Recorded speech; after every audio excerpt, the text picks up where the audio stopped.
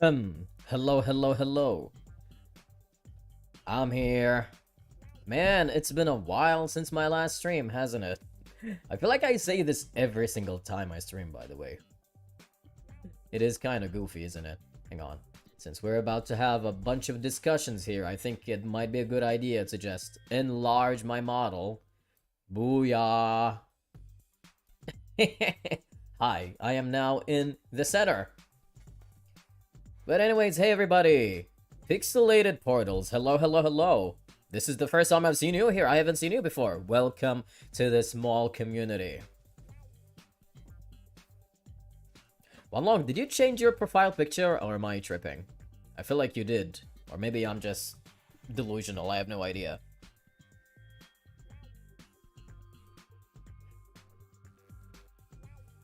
But yeah, I'm really cold. I'm so cold. It's so cold here for no reason. How's everybody been with the news? The Tribe 9 news. Now your avatar has a hashtag for Tribe 9 forever on it. Oh, wait, really? Damn. Oh, that's so bittersweet. Ah, man. Aw. Well, Pixelated Portals, welcome to this community. Even though Tribe 9 is not a game I'll be capable of playing anymore, at least another Kodaka game is here, which is 100 Lines, so I'll be playing that a lot. And a bunch of other games, obviously. But here we are. Here we are. Bad. Yeah, it do be like that. Before we get into this topic, though, let's talk about everybody's weekends. Tell me what you did on your weekends, and I'm gonna tell you mine. Well, I know I've said this before, but the reason I was not able to stream during the weekends or edit anything for that matter was because Yeti and I were hanging out and we watched Final Destination Bloodlines. Hell yes. I don't know if any of you have watched Final Destination movies, but damn was that movie really good. Now, would I put it as number one in terms of Final Destination movies? No, not really. I don't think I would, but it's definitely up there. It's definitely up there. It's got like a really good sense of humor, and it didn't always take itself seriously, which I really appreciated. But yeah, you did a couple videos on it in beta. It's sad to see it go. I know, yeah. And we're gonna talk about it, because I've got a bunch of things to say. Yeah, goddamn. First of all, I'm sad. Yeah. I ended up teleporting to Luke's world. She absolutely did.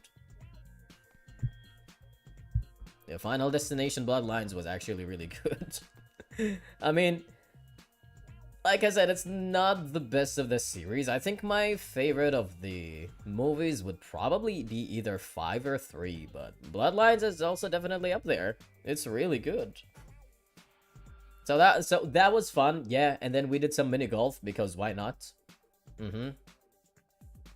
Anyways, let's get into topic. I think after talking about this, I'll probably also cut off this section and post that as a video later. I thought it would be better for me to stream it. Initially, I was only gonna do a normal recording of me just talking about it, but I sat down and I was like, you know what? That is probably a bad idea, because naturally, when you record, you want it to look and sound perfect. You don't want to stutter here and there. So it would probably make me want to do a lot of retakes, and I'm like, nah, I really don't want to do that. I'm just gonna stream it. Screw that. Yeah. Also, I'm just a part of his imagination. Well, then you would be part of everybody's imagination in this chat, wouldn't you? That is an insult. But anyway, let's talk about Tribe 9. I've got quite a bunch of things to say about this. Oh my gosh. Hang on a second.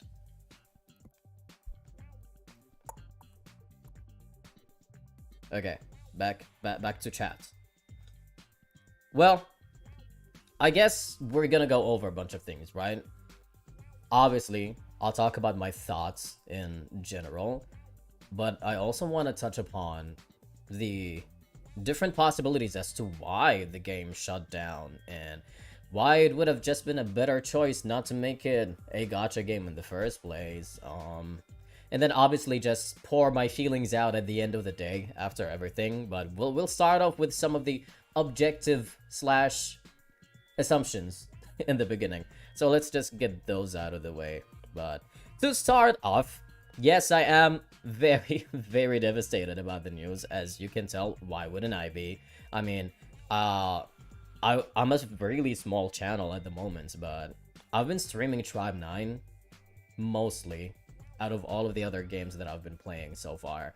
So you could say that my channel is mostly known as a Tribe 9 world in a sense. So just to see it kind of go like that is really sad, but we're here. Although I will say I'm sad, but I can't say that I did not see this coming. As soon as I saw that revenue from the monthly gacha reports where they made like 9 freaking K, oh my gosh, that was so terribly low. As soon as I saw that, there was always a possibility deep in my mind that the game was gonna shut down. But what I didn't think was gonna happen is that it was gonna shut down this early. I did not see that coming. I thought they were gonna give the game a chance to kind of develop and see where it can go before they make a decision like that, especially something as big as a shutdown. So definitely not surprised about that, but I am surprised about the timing of it because the game literally got released like a couple months ago. Oh my gosh, we only got Kazuki and Hina as limited characters. Boom, that's it. And the game shut down after that. Which, I mean, to me, that was the surprising part. Not the fact that it shut down. It's just the timing. But, man, was I just a ball of sadness. I mean, let's go back. I looked at the revenue a little bit. Hang on, let me do a little display capture. Boom. Yes. Stay with me, guys. So I went back over here, and I've noticed that even then, Tribe 9 went from 90k to 100k in April, which is really not a good look on the game. I mean, even, let's face it, even 600,000. This was in March, right? Let me go back and see it. Yeah, that was in March. Even 600,000 for a company is bad. Wow. Okay, no display capture anymore because this thing really sucks. But oh, I just realized you guys didn't even see it because my avatar freaking blocked the whole thing. But anyways, it really was too early for it to shut down. But I really kind of wanted to touch upon why it made such little money in the first place. I mean, and I know maybe some people or most people would say, oh, it has to do with the bad beta and launch, which, let's face it, that is one of the big reasons as to why it shut down, but it's not the only reason that it shut down. I also think that it shutting down this early has to do, or like, sorry, let me rephrase that. It making very few money has to also do with the fact that they badly marketed the game. I don't think that Tribe 9 did a really good job at advertising their game in general, because not a lot of gacha gamers have heard about this. I mean, if you're not a Kodaka enjoyer, it's not very easy for you to learn about this game unless you've heard about it from content creators. And I've seen that to be the case from a lot of YouTube comments, from other content creators' comment sections. So that's not just me bringing this out of my ass. It's something that I've seen. But I think it has to do with that. I mean, if you look at other gacha games, some of the more popular ones, obviously Hoyoverse, but even then, you have Wuthering Waves or even rhythm games like Hatsune Miku's game. They do really good advertising for their games. I mean, even if you don't play these games, you've still heard of them. Tribe 9's marketing was not exactly ideal in any way. I mean, they barely show their characters' gameplay before they release. I mean, I know I know there has been a trailer for like Hina's gameplay, but it literally barely told you anything. It just showed somebody playing as her, and that's about it, really. So in that aspect, their marketing really could have improved a lot, because whatever it is they showed you as part of the marketing strategy really didn't do much, didn't. I mean, I personally avoided a lot of trailers just so I could get into this game blindly, but after hearing the news, I went back to like the official Tribe 9 YouTube channel to see what they have, but it's really not that much. They just have a couple trailers. Hang on, I'm gonna do a display capture again because let my model go down here a little bit. Hello. Now I am in the corner. And you guys are in the Matrix. Yes. Okay, know that. Yeah. So, just looking at their YouTube channel, you can already tell their trailers are dry. They are so dry, dude. I mean, even with the release of Kazuki, like, wait, 7 months ago? It has not been that long ago. Even with Kazuki, they did not do a good job of advertising him, and he's one of the most well-known Tribe 9 characters. I mean, you would need to advertise. I would be under the assumption that if a character is one of your most well-known characters in the game, or the franchise in general, you'd want to advertise them well. You want to show their gameplay, and not just their gameplay. You want to show a little lore of them in general, or just anything that raises, I guess, questions about the character itself. Like, ooh, look at this mysterious guy. What's his backstory? Blah, blah, blah. The way that a bunch of other gacha games do it with the release of their characters, but Tribe 9 really doesn't do that.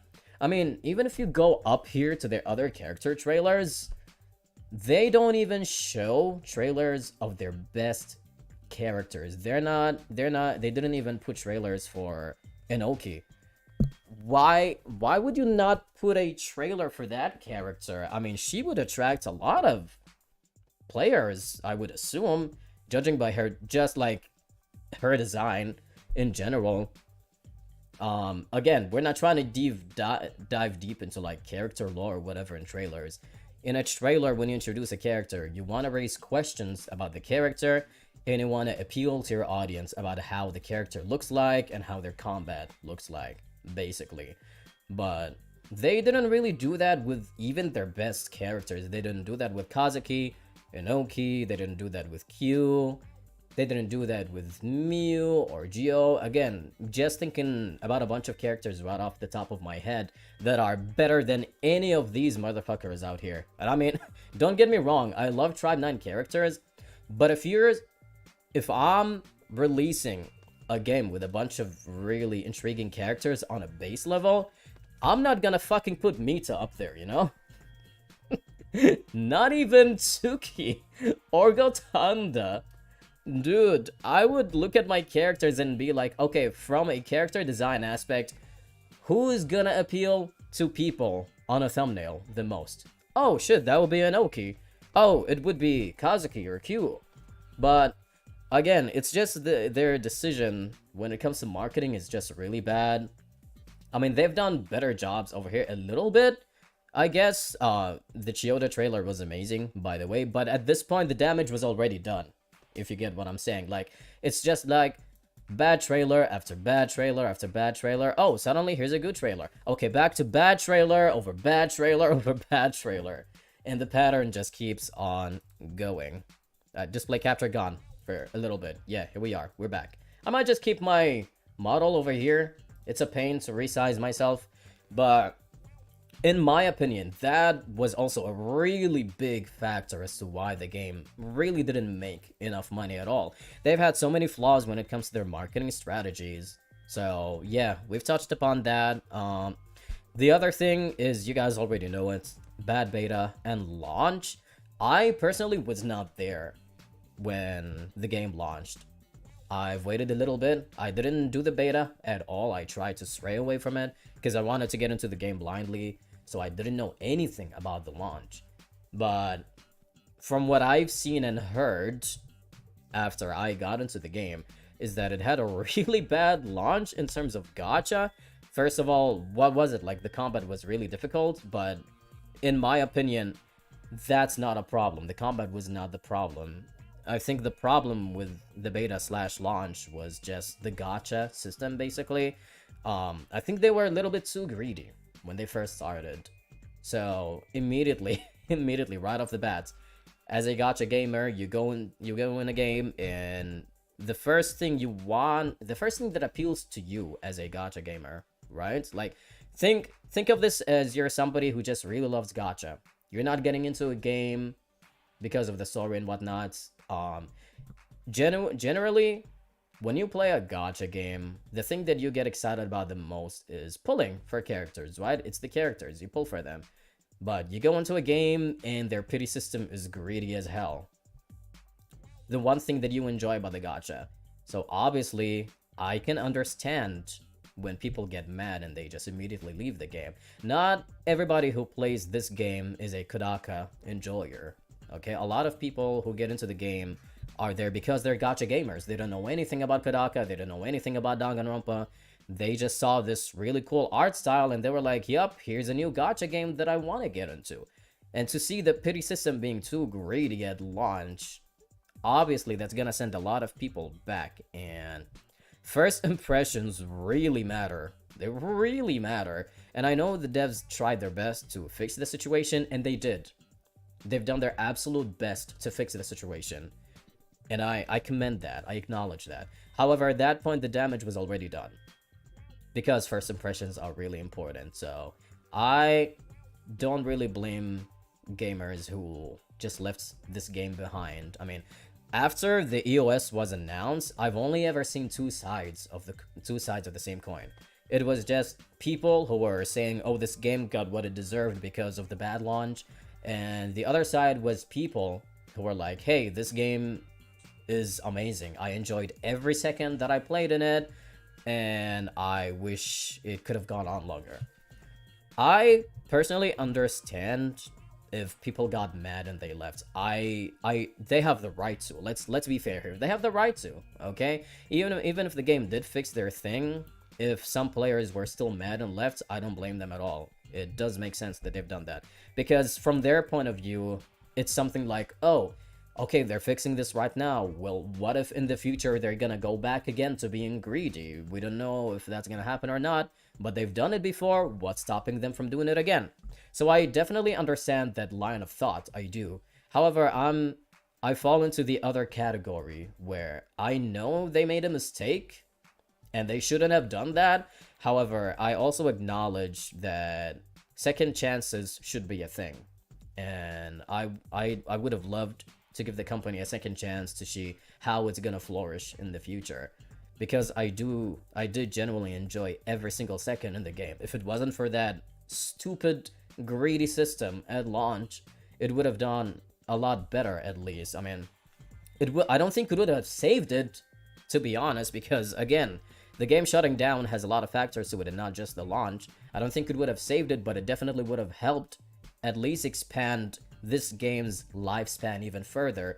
That way the company could see where the game could go before they shut it down. But yeah, I really wish the game could have gone on for longer, because I wholeheartedly support this game. I do. But what happened has happened. The damage has been done. It is what it is. And I guess now that that's out of the way, we can move on to the next reason that I think the game made very little money in the first place, and that is the lack of waifus, quote unquote. And what do I mean by that? Well, the game really is lacking quite a good amount of female characters, and I'm gonna be real with you. I'm just gonna throw this out there right now.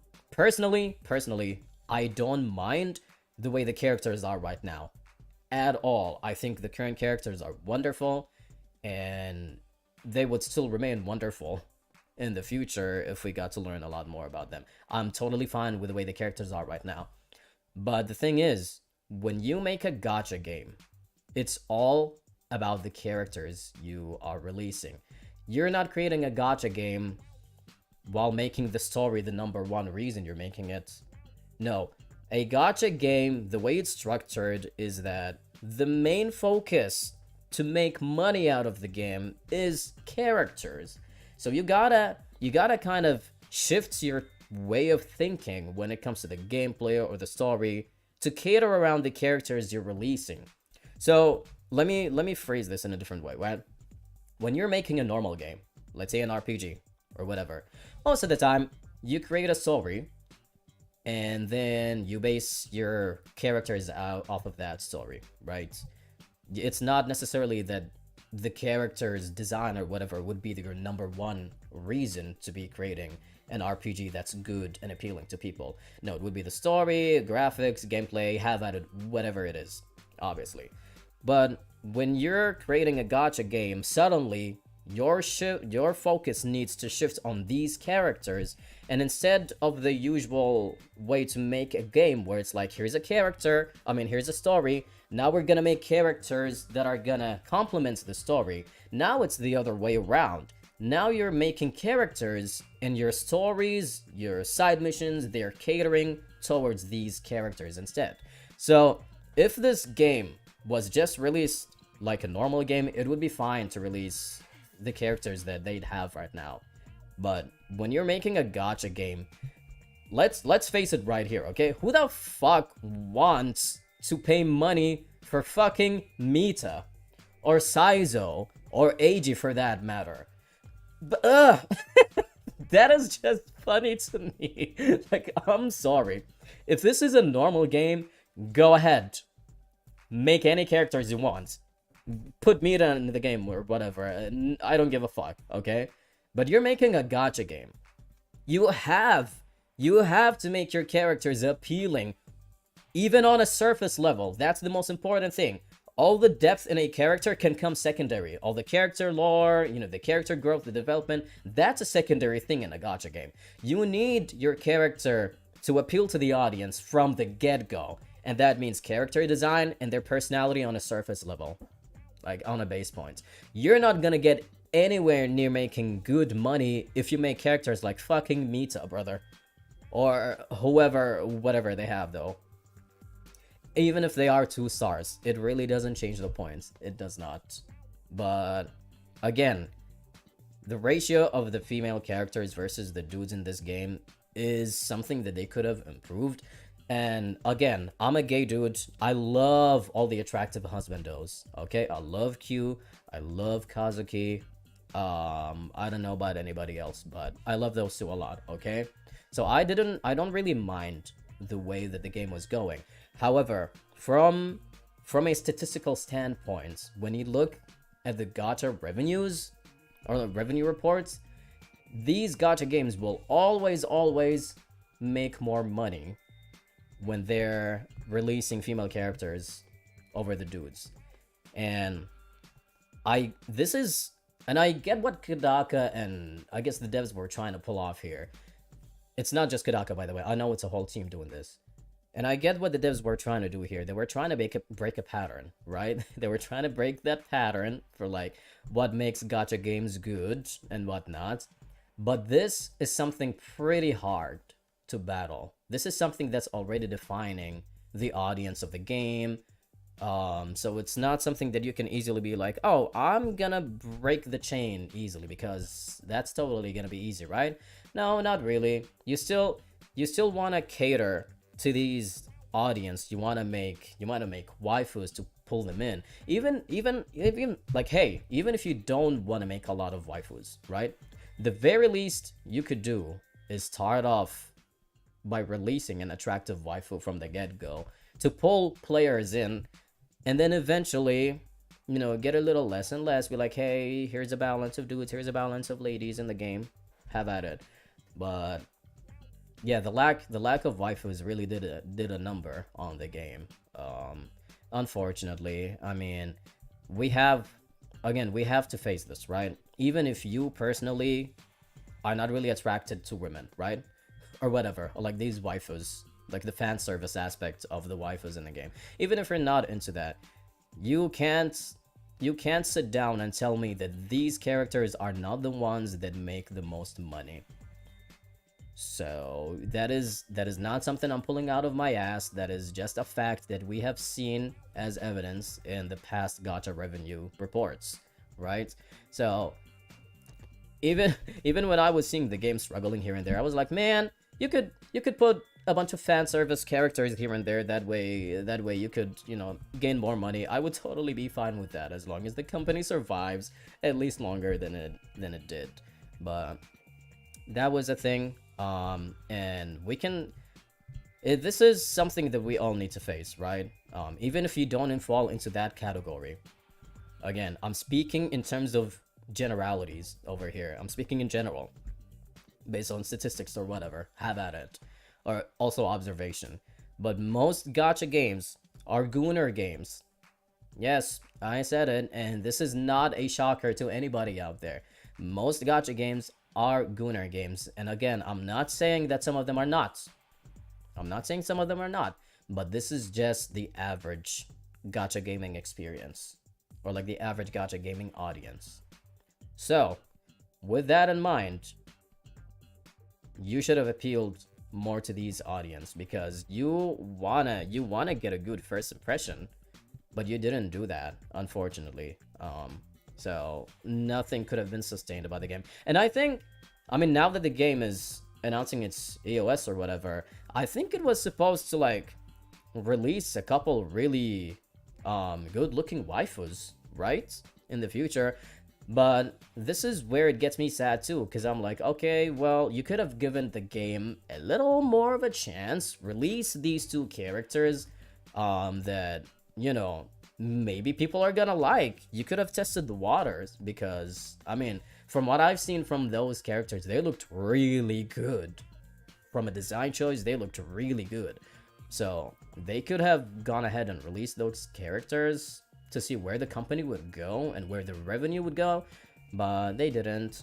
So that was very unfortunate. It's really sad. Again, personally, just to reiterate, personally, I don't really give a fuck if a gacha game has fan service or not. I'm just saying from a marketing standpoint, they should have done that. Absolutely. You gotta keep in mind your audience. You can't just create a game and a system that just caters around what you want and ignoring your audience in general. And that includes both the marketing strategy, the characters you're releasing, and your gacha pity system from the get-go. Which let me say it again, that gacha system was so bad in the beginning. Oh my gosh, I don't know what they were thinking.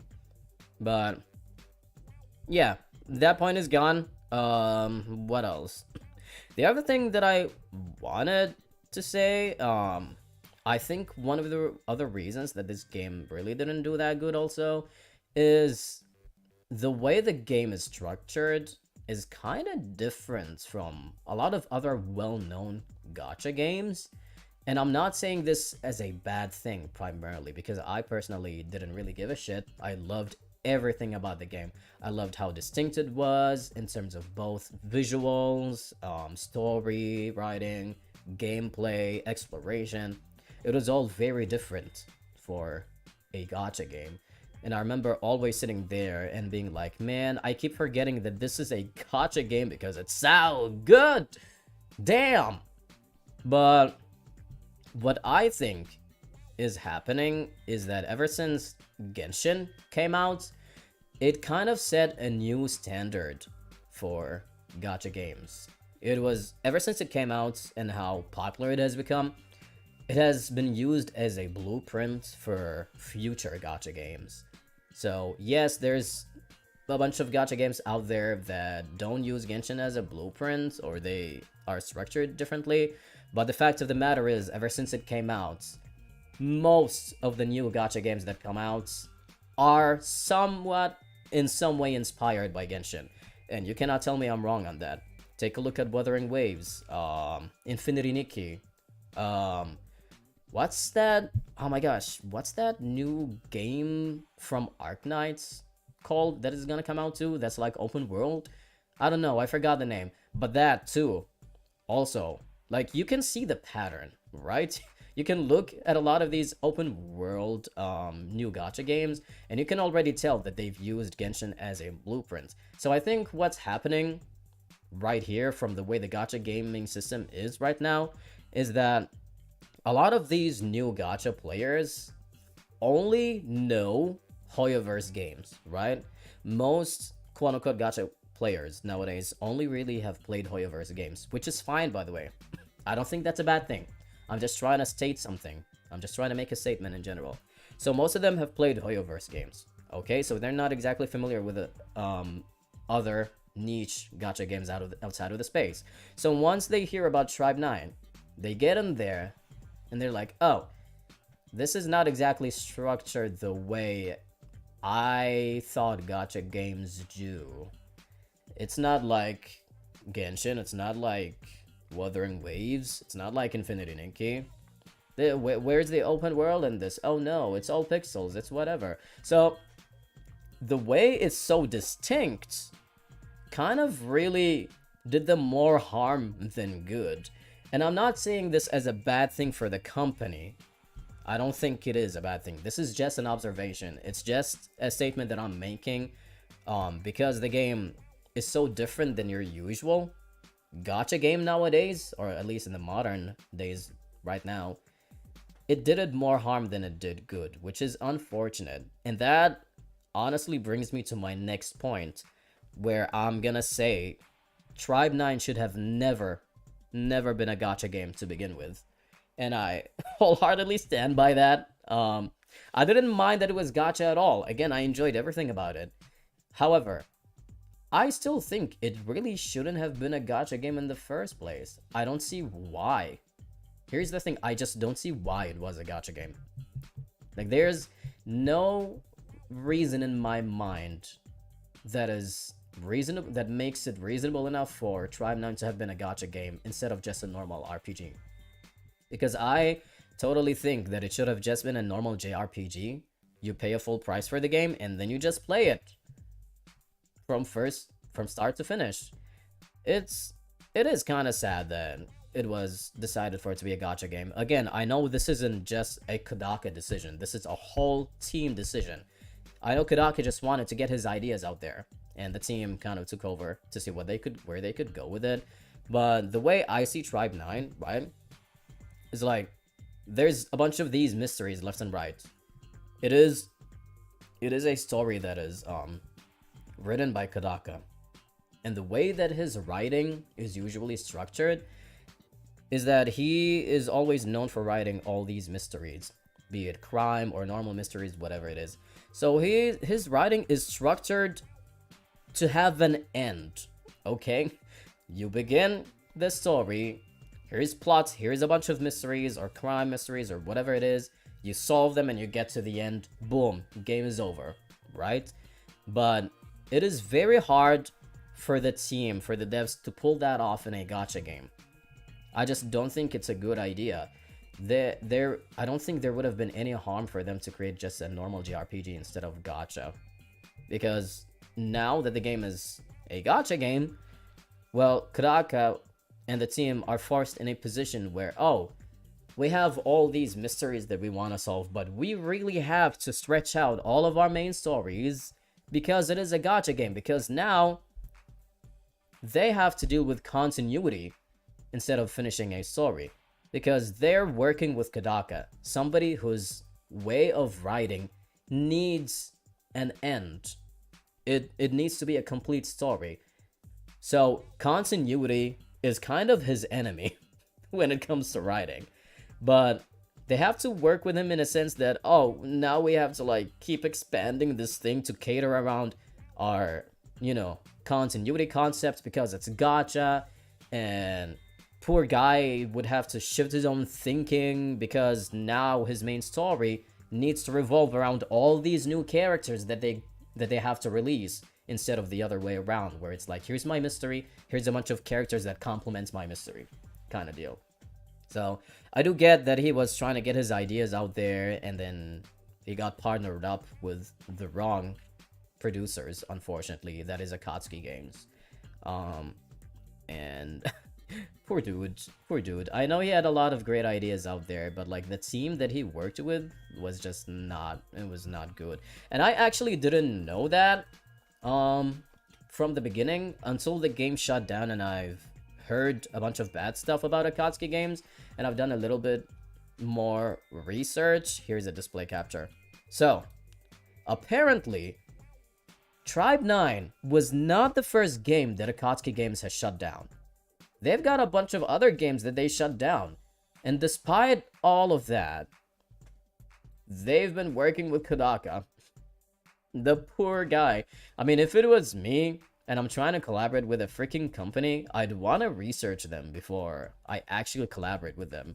Because 4 games prior to Tribe 9, 4 games shutting down is not a good look. Like, I'm sorry, I would not partner up with them in the first place. So why, oh why, would you guys ever make a decision to partner up with Akatsuki Games?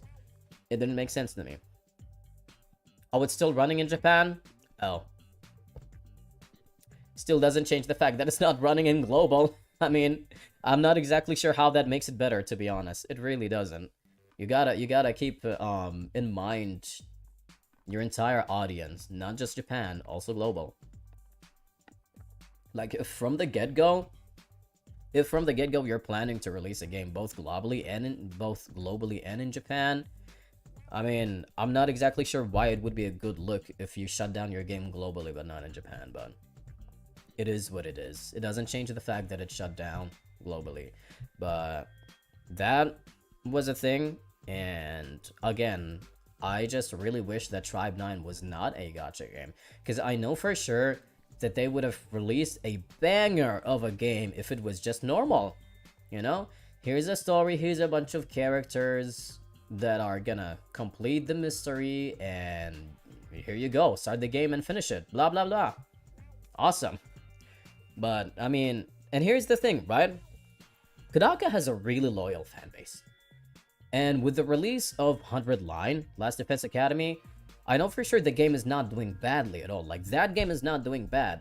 But what do you think the reason for that is? It is because Kodaka has a really loyal fan base. I mean, every time we see him release a game or write a story, we will check that out. Like, there is not exactly a thing to fear when it comes to releasing this game normally, instead of creating it as a gacha game. So I know for sure that if the devs released this as a normal game, it would have still done good. I mean, if they marketed the game good. Which, let me be real here, not even 100 Line Last Defense Academy had a good marketing. I'll be real with you. That one didn't. But because it was released as a normal game, right? Because it was released as a casual game, now it's doing really good. I mean, I'm pretty sure, I haven't finished the game, I'm still early on, but I'm pretty sure the story is amazing. The characters are probably gonna get a lot of character growth and development. So, you know, the gameplay, I'm having a lot of fun with it being tactics and all. So I'm sure the game is doing fine and it deserves what it's earning right now. But I would have said the same about Tribe 9. If they released it the way it is, the exploration looks awesome the way it is. I think the mix between the pixel designs and the 3D model designs are really good, and then they merge in a bunch of cutscenes here and there, and they would have character depths for those that need it. But it would have done good the way it is. Like, take out all of the gacha aspects and boom, you have a really awesome game. I just don't see why it needed to be a gacha game, because to me, and I'm pretty sure a lot of people are gonna agree with this, the gacha system in the game always felt secondary. Always. You deadass did not have to do any gacha to do anything in the game. At least so far. So, if you always felt the need, if you never felt the need to do any gacha in the game, why make it a gacha in the first place? And here's the thing, I know gacha games, you know, are essentially gambling. They can get predatory, whatever. They rely on so much monetary transactions. And I don't agree with them most of the time. I don't agree with that system most of the time. However, if you're making a game that is catered around that system, you can't just try to break it. You're trying to break the essence of what a gacha game is, essentially. And you really should not have done that. You really shouldn't. But yeah, what I'm saying, again, should have been a normal JRPG instead of a gacha game. And I know that I would have gladly paid the full price to play the game. And I know a lot of most, or even most, Kodaka enjoyers would have paid the full price for the game. I mean, look at everybody who's paying the full price for 100 line to keep playing it. I know I did. Day one. So nothing's gonna stop them from supporting Tribe 9 if it was a normal game. So it was just a bad choice for it to be gacha in general.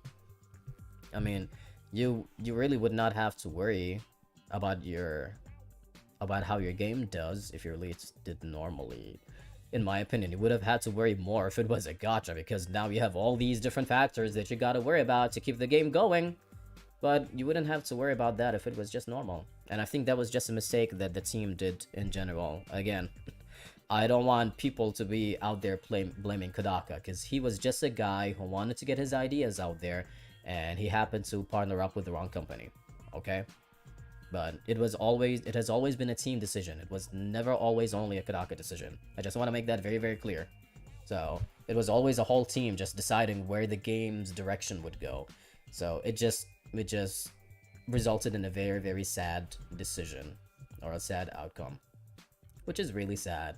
But now that I've gotten all these freaking discussions out of the way, I just wanna say more of the lighthearted stuff, or like more of the positive or awesome things that this game has done for me. So again, on a more emotional sense, I really fucking love this game, man. I am so sad that it's going. The day that I heard the news, I was literally just slumping over it. It was getting to me, man. I mean, again, I am a small channel, but I feel like the thing that my channel is known for mostly is Tribe 9. And more specifically, how much of a simp I am for Q/Ojiro. Oh my gosh, he's so handsome. He will never stop being handsome, by the way. Just because the game is gone doesn't mean he's not handsome anymore. But no, this game has done a lot for me, and I don't have that many subscribers or views, whatever, but I know for sure that most of my small community growth, most of you guys in chats, and most of the subscribers that I've been getting are because of Tribe 9. And I'm just forever gonna be thankful for Tribe 9 for doing that for me.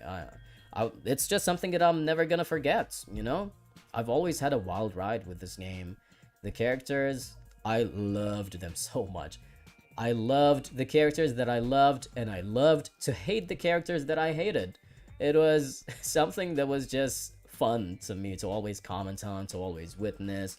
All these theories that I would always craft out of nowhere. Some of them were dumb. Some of them came in a clutch. Like that Ojiro and Q build-up. Oh my gosh, I will never forget that. I'm still gonna edit that, by the way. I still will. Don't worry about it. And again, I always had a bunch of ideas as to what videos I can make out of my Tribe 9 streams. Now, is that gonna end because the game announced its EOS? No.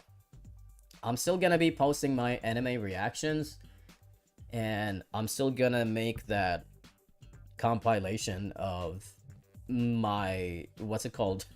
My whole Ojiro and Q revelation. Okay, that is still coming. Just because the game ended its service, that doesn't mean I'm gonna stop all of that, because it is still something that I'm passionate about. I still really love Tribe 9 for what it is. I enjoy the anime, I enjoy the game, and I don't think that the game is just gonna stop now. I think they're gonna take a big ass break. That's for sure. They're gonna take a really, really long break to do any different updates in the future. But the thing that makes most sense to me is that they turn this game into a regular game. I think that's what's gonna happen with Tribe 9, because they've already developed like the gaming system. They've already structured it and everything. Now what they gotta do is take out the gacha elements from the game and just make it a normal game. Here's a full price, you guys get to play it. I think that makes the most sense as to where I see the game's gonna go from now on. Now that's gonna take a long ass time. It will. But I have hope. I have hope because I know the fandom's reception has been really bittersweet because I know people wanted more of this game. So I'm pretty sure a lot of you guys have like seen Kodako's tweets, and I know a lot of people have been maybe trying to reach out to the team to like voice their concerns and like their hopes for the future. But I really hope they don't give up on this game because it's really good for what it is. It just really doesn't need to be a gacha game. So I do think that they're gonna spend the rest of their time just taking out all of these gacha elements and turn this into a normal game. And I really hope that that's gonna be the case because I will be so ready to buy this game and play it. And I'll be binging it, and it's gonna be awesome.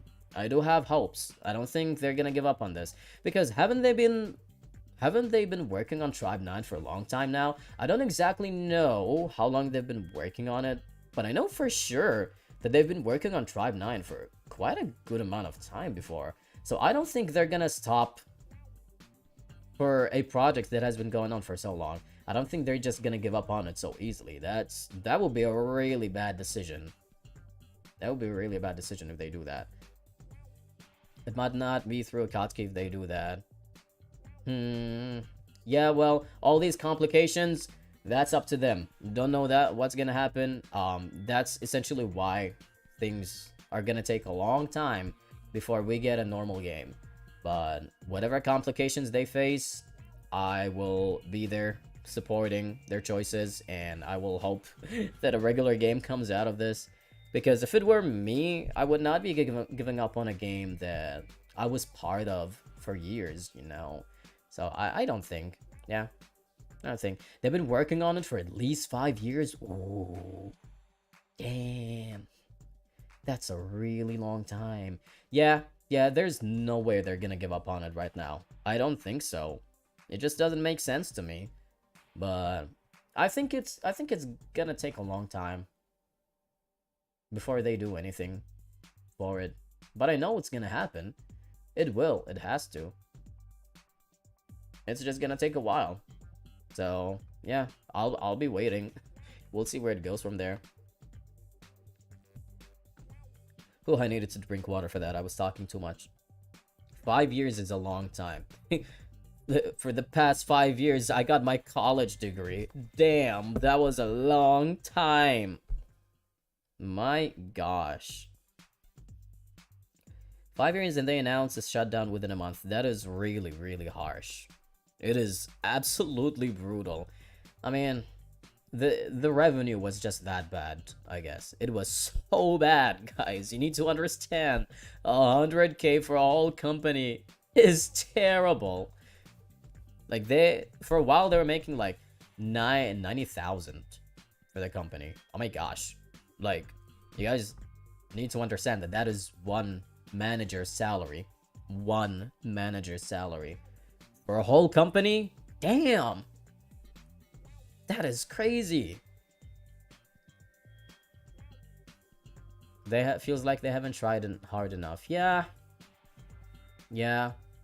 And I'm not surprised that Akatsuki as a whole was in the red. Dude. But I guess they had to shut it down that early because of what they were earning. But yeah, I just don't think they were trying hard enough. Especially when you know that the future character roster was looking really good. It really was. I mean, the future characters they were gonna release really looked nice. So I think they should have definitely given the game a chance. But they didn't. They kind of just said, boom. Okay, we're not making good enough. That's it for the game. We're gonna stop it right now. So it is unfortunate that it happened. Oh man. It definitely could have been handled much better, but yeah. I guess they took the short way out. They just said, well, here's our bad performance. We've done really, really bad. So, you know what we're gonna do? Instead of trying to learn from our mistake and see where we can improve and get better, I'm just gonna stop the game. I just think that's something they really shouldn't have called right now. Again, they really should have experimented a little bit more with the things they could have fixed, you know?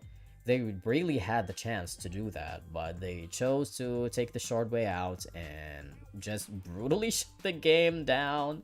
I'm so sad about it. Man. Yeah, they could have released future characters early, collabs. Yep. You know, one of the things that really could have saved Tribe 9 early on was possibly releasing a Danganronpa collaboration. I think if they've done that, they would have earned a lot more. And I mean, that's such an easy concept to think about, but I'm not sure. I'm pretty sure there's a lot of complications that go with that, especially if you're trying to rush things to make the game look better, but at the same time you're not earning enough. So you kind of have to think your way and cater your like strategic thinking around the fact that you're not earning enough and see what you can do with the budget that you have, basically. But a Danganronpa collaboration definitely could have helped out a lot, I think. I don't... If they did a collaboration and released Junko, they could have done numbers. Yep. Yeah. Oh well. It's like they didn't know how to handle a new IP. Oh man. God dang. Akatsuki, they really don't know anything that they're doing. It is really sad. But, I mean, I understand that trying to fix the game in its current state would have taken a while. It would have taken a while. It's not something that they could fix overnight. Let's be real here. What they could fix overnight is shutting down the game. That is for sure. That definitely fixes everything overnight. But they should have definitely fought more for the game. And I do think they should have made the Danganronpa collaboration.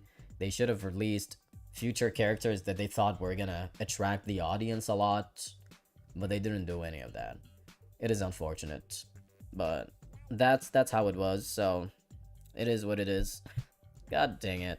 I'm so sad. I really enjoyed Tribe 9, but man, if only it was just a regular game and I would have had so much fun playing it.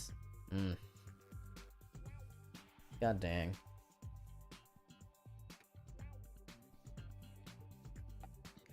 High chance Akatsuki Games' new kaiju game will flop.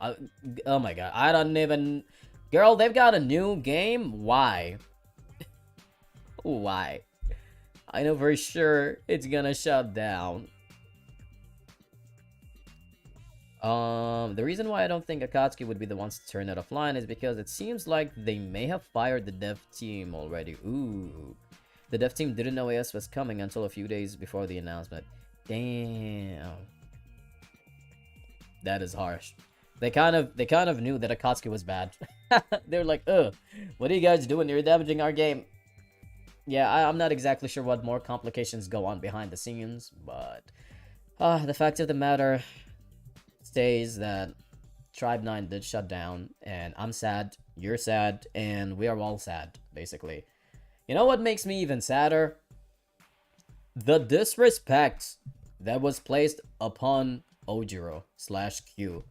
Oh my gosh, the story left with Ojiro just losing all of his memories, and that is the cliffhanger that we have to deal with for a long time. You guys need to understand. That is the biggest pain right now. No! What do you mean I'm never gonna find out why Ojiro is the way he is and whether he's gonna gain his memories back or no? That is so sad. Are you kidding me? No! I want to know what happens to Q. There's a lot of momentum online, and Kadaka's words make me hopeful for something. Same. I'm hopeful. I'm gonna say hopeful. Kadaka's not the kind of person to give up on his games. He's just not like that. Hopefully, he fights for it in the future. Obviously, he's gonna take a break and everything, but yeah. We'll see where it goes from there. But no! Oh my gosh, Ojiro, are you kidding me? We're just gonna leave it that way. We're never gonna find out if Ojiro is gonna get his memories back or not. Kazuki's in pain because his boyfriend doesn't remember his childhood with him, so that is kind of sad. We're never gonna touch upon Miyu and Jio's story. Or at least we're not gonna touch upon anything for a long time. Even if they do, like, transition this game from a gacha to a normal game, that is gonna take a good amount of years to develop. That is gonna take a long-ass time. Oh my gosh. But it's gonna take forever for us to find out if Ojiro's gonna get his memories back or no. The fandom just has to stay loyal to the game so that someone like Kodaka feels like it's worth to try something with the IP. I know. Man. I'm glad Q was alive. Me too. Me too. I just love him. I'm glad he's fine. Though it does break me that he doesn't remember anything. We can get another degree while we wait. Yes. Yes, absolutely. We can do that. Let me just quickly go back to school. Just graduated, but I'm gonna go back for what degree? What degree? What degree? Well, it was industrial engineering, so let me do something completely opposite. I am gonna major in dance and theater. How about that? Yeah. We're gonna spend the next 5 years of me doing K-pop dances in my dance and theater major. And maybe I can make a play about Kazuki and Q's relationship in my theater degree. Yes, that's gonna be my long life project when I'm getting my theater degree. I'm like, here's my long time project. I was inspired by this game that I was so passionate about, and their relationship was so touching. It was a tearjerker. And then I just dress up as Kazuki or Q. Yeah. It's gonna be awesome.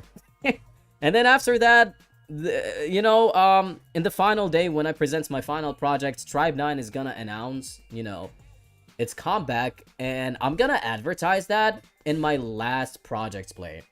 Literally at the very end, when I make, Kazuki and Q in the theater play kiss each other, you're gonna see in the background, all the curtains are gonna fly away, they're gonna open up, and all you see is an announcement of Tribe 9's comeback. That is gonna be the ultimate comeback strategy. I'm gonna convert everybody on campus to be a Tribe 9er, basically. But that's gonna be in the next 5 years. That's gonna be my next 5-year goal. Hell yeah, let's go. That is gonna be awesome. Dude, imagine, like, taking your first classes, me going back to college and majoring in dance and theater. You know how your first classes always ask you to introduce yourself, or like what your major is, or maybe what made you want to major in your major, I guess? That is gonna be the reason. When they ask me about my major and what's interesting about it, I'll be like, well, my ultimate goal was to bring to life the relationship of these two characters from a game I really like that shut down. And I think I can do that in this major. It's gonna be the ultimate marketing strategy. You know what, Tribe 9? You know what, devs? I got you. You did not have a good marketing strategy, but I've got the brains over here. Just leave it up to me. I've got peak marketing strategy. I am converting everybody on campus to be a part of the Tribe 9 fandom. Hell yeah. More so than anything, be a Kazuki and Ojiro supporter. Comeback of a lifetime, exactly. We love to see it. Dude, what the fuck? That's awesome. My major is Tribe 9. Dude, imagine saying that in class. What's your major? It's Tribe 9.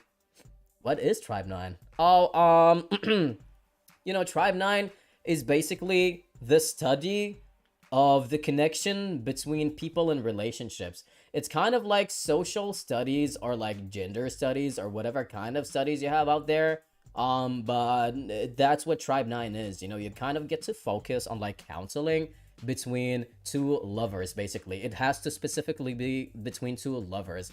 Maybe if you're one of those people who had childhood friends and then you developed into like a relationship. We actually study that, and then we turn that into a stage play. That way other people who relate to you can feel the connection, and then we can all grow together.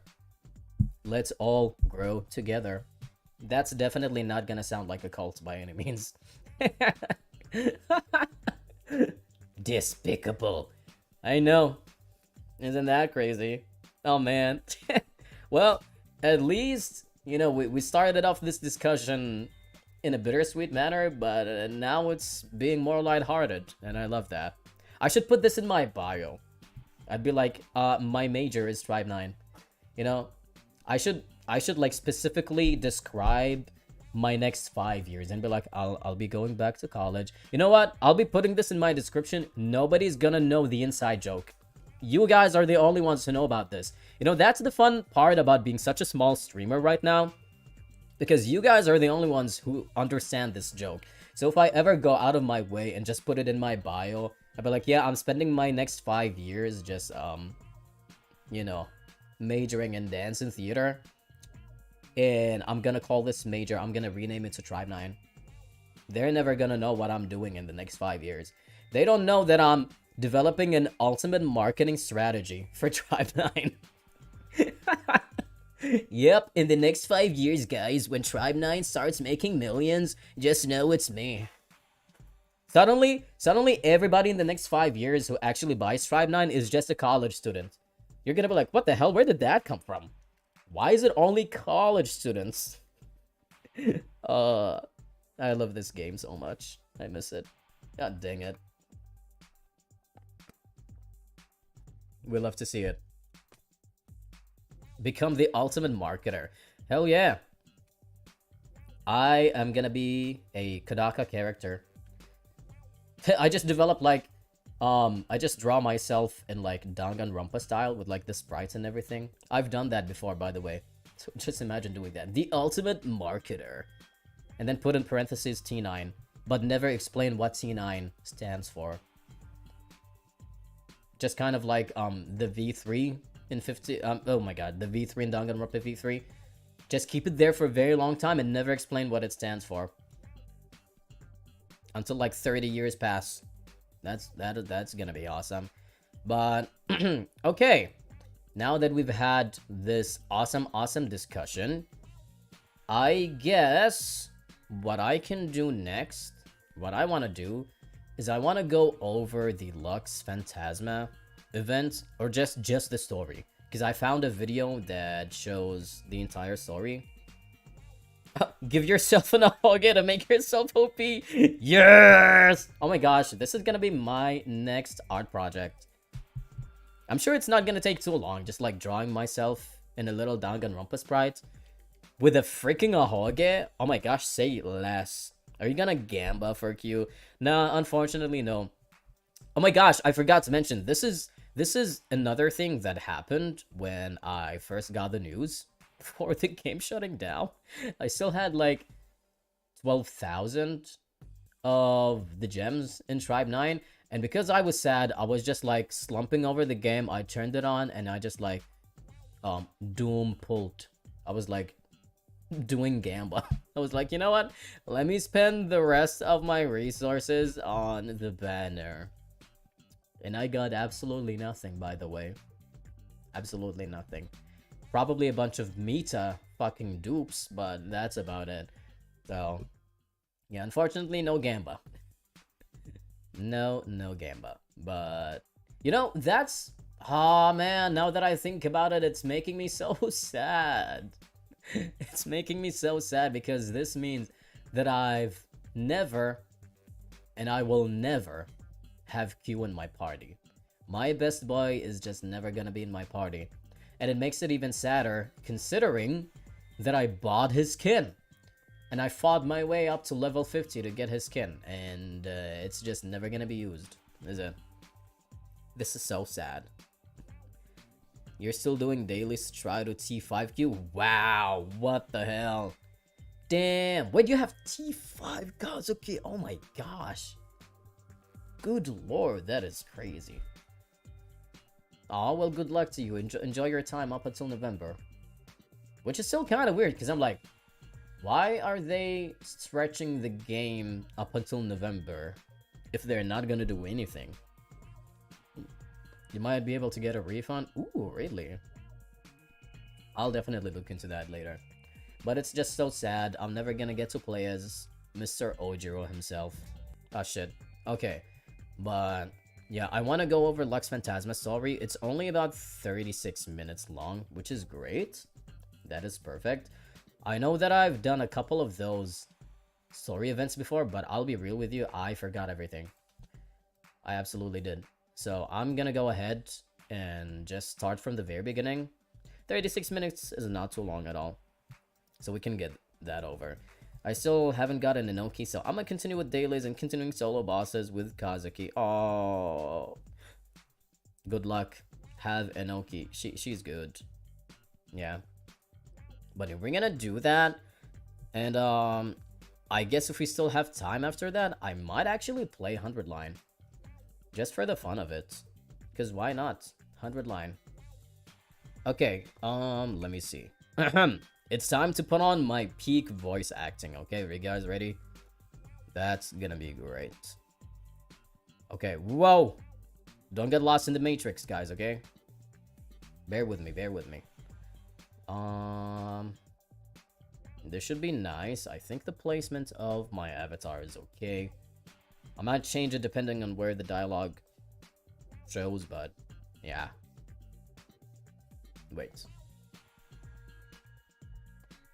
Alright. Yeah, it looks fine now. Okay, let me see. The sound should go down. Let me turn off the background Chiyoda OST. There it is. It's gone. No more background music. Okay. Kazuki. I miss him. Ah. The web novel is more story than Lux. Oh. Okay. And I think that's the one that you sent over to me on Instagram, right? So I could check that one out after I finish with Lux Phantasma. Yeah, I might do that. But let's get this one out of the way, okay? Because it's fairly short. So, yeah. Anywho, let me drink my water. Peak voice acting, everybody. It's coming. Okay. Miss Tsuruko, where are you? Oh, the music. Knowing you, you must be on your phone. Where are you? Typing. Just hanging around. I mean, exploring Minato City. I love Yumakoka Head so much. Then you're not busy. Well, I was gonna make use of my time by deepening my knowledge and sharing what I learned with Trash Tribe. I am giving her literally the best voice ever. Ain't that crazy? In other words, you're free, right? Yes. I've got urgent business for you, so come to Lovely Ocean immediately. I'll see you then, I guess, blah blah blah. Alright, let's see where we can go. Okay. Kazuki! I miss him. Oh, by the way, this video is coming from Dafda's Day, if you guys want to check this person out. Anywho, back to everything. Sure it took you a while. Okay, this thing... Wait. Are they gonna auto it? Okay, perfect. I came here as fast as I could. Sorry for the trouble. Actually, I wanted to talk to you about this device here. It's called the Lux Phantasma. It actually has a bunch of rhythm games there, and the final boss fight is literally gonna beat your ass up. I'm not even kidding. That boss fight was so fucking hard. Seriously, what was up with that boss fight? Oh my gosh. I mean, it was not the hardest thing I've ever seen in my life, but it was still hard as hell. What is it exactly? Well, it's an immersive VR search engine that Gotanda's company is developing. An immersive VR search engine? Simply put, it allows you to enter the net to run searches. Oh my gosh, I said researches. But with it, we can visualize the chaotic data all over the net to better comprehend it. Making searches that require profound hacking skills, something anyone can accomplish. And of course he knows this, because of course he does. I mean, it's Kazuki, he knows everything. Which means we'd be able to get our hands on any form of knowledge. Oh my gosh, I just love knowing about everything and anything. Have you checked out all of these yaoi and BL manhwas that I've been reading lately? They are so knowledgeable. Why not try it out? Can I? Miss Oi asked me to give it a test run, and I think you'd be perfect for the job. Me? But I'm not very good at using the nets. Actually, this device is still under development and has a lot of room for improvement. I mean, yeah, I guess we could improve that last boss fight, but we decided not to. The most imminent issue with the device is that the VR's resolution would be greatly affected by the user's logical thinking capabilities. Oh, I forgot about that one. A sharp user would yield a more refined space, which provides clearer vision, while a less mentally inclined user would render a more chaotic area. Oh, does that explain why Yuma Coco had to fight that chaotic final boss fight? Uh-oh.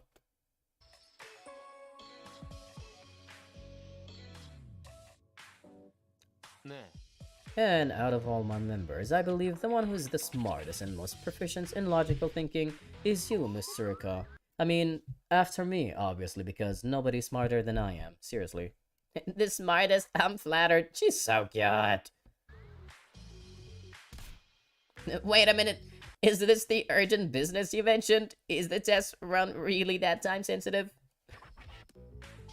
I miss them. I miss everybody. Now! I knew you would hurry here if I told you it was urgent. Haha. I am so manipulative, it's actually crazy. I really love how smart I am. Hey, I have my own business to attend to, you know. I gotta go back to the library and read more yaoi and BL. You don't understand. But aren't you glad you did rush here? Well, I can't deny that. Oh, and since you'll be using the Lux Phantasma, there's someone I want you to search for. Can you search for Ojiro's memories while you're at it?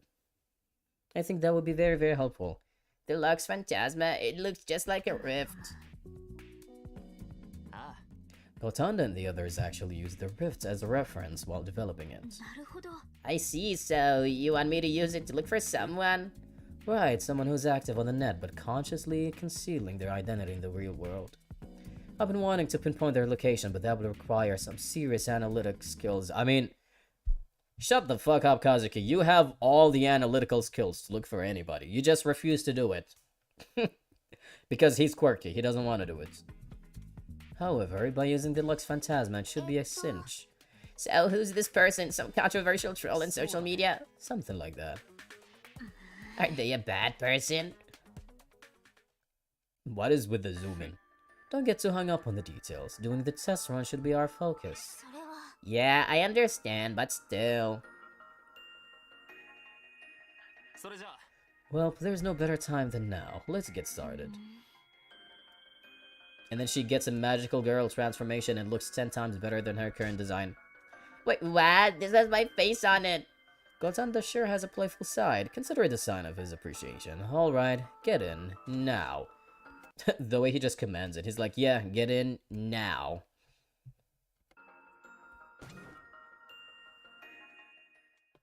Okay, switching it on. I hope you don't die in there, but it's not gonna be a big concern for me, because I am never gonna be the first tester. I'm always gonna be using other people as my lab rats. Isn't that awesome? Oh, I love myself so much. Wait, you haven't explained how... And she's gone. Wow, what's going on?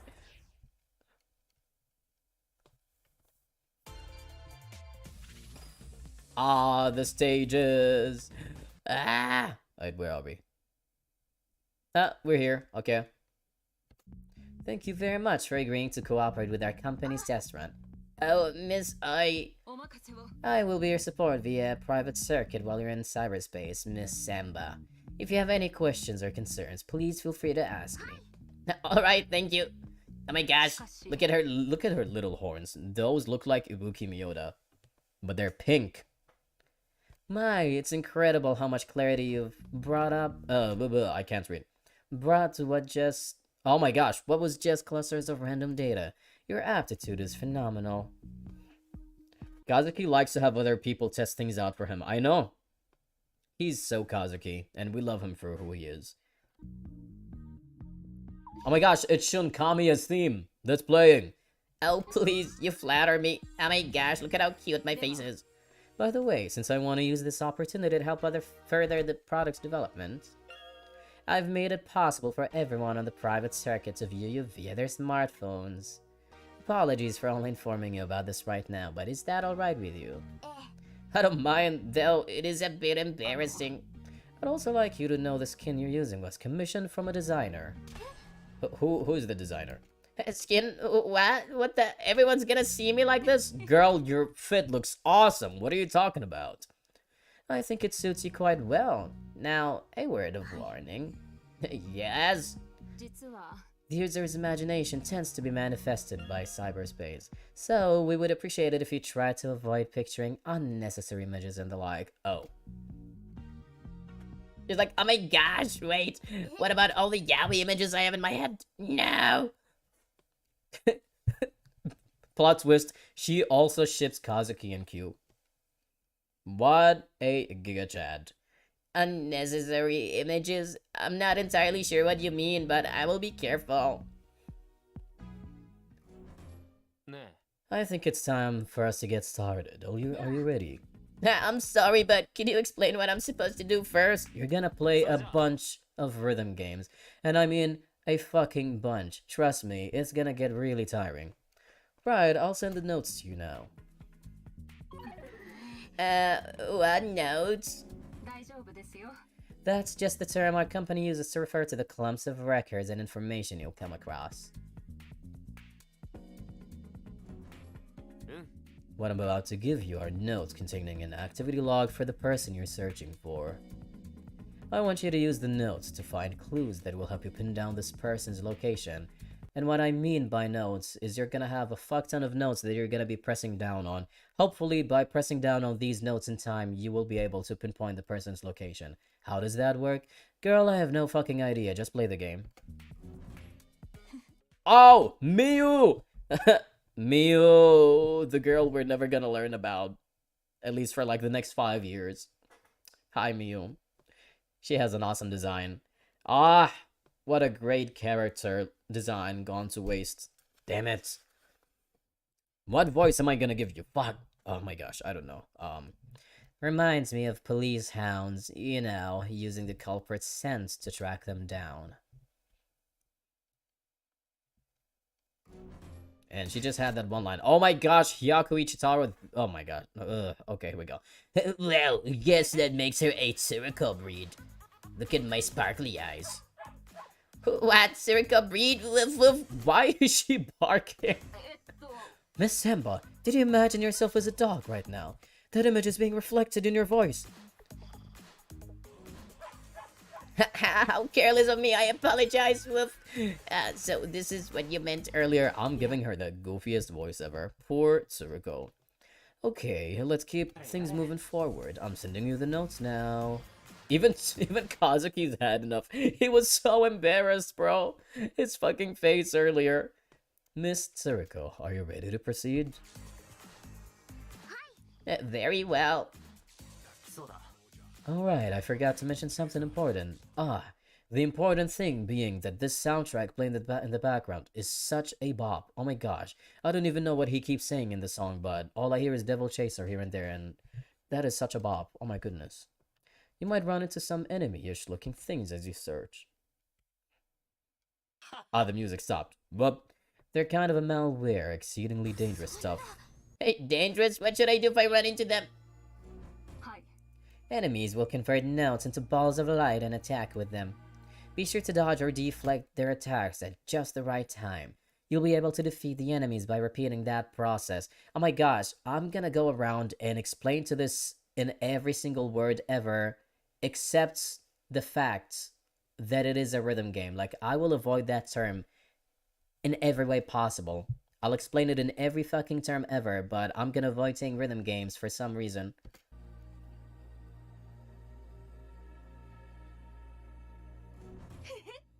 Sounds fun, almost like a minigame. Dodge and deflect. Right. You sure she's the right person for this? I've got this feeling that she's gonna blow it. Blah, because I'm gonna do so much better than her. I'll make you eat those words, Mr. Hyakuichi Taro. I can manage this just fine. Oh, speak of the devil, an enemy has appeared. What? Already? Miss Semba, try to remain calm. All you must do is dodge or deflect the notes. Oh my gosh. She's still going at it. You're thinking about a dog again, aren't you? And then they're gonna fight. Blah blah blah, more notes. Great. Here we go.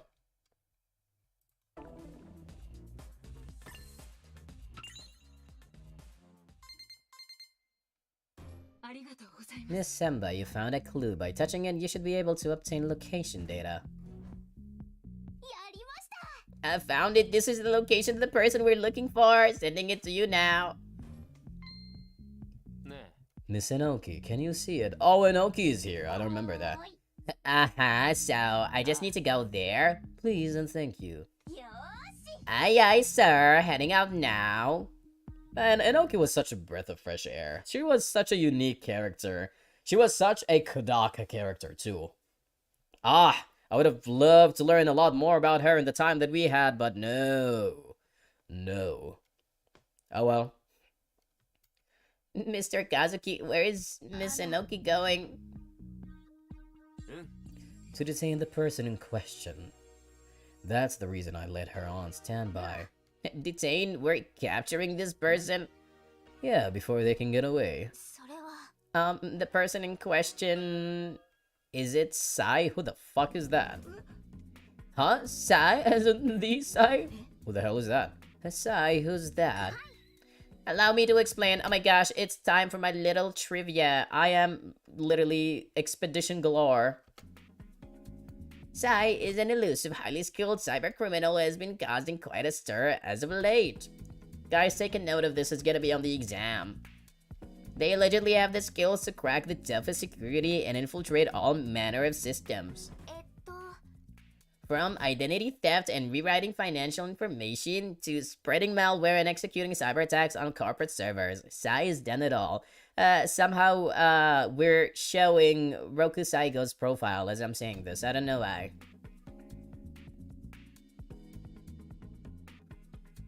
The hackers' crimes are so wide-ranging, they lack a consistent pattern, and their true identity is unknown.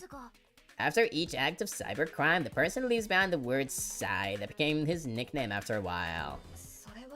Sai is really popular online, if I call.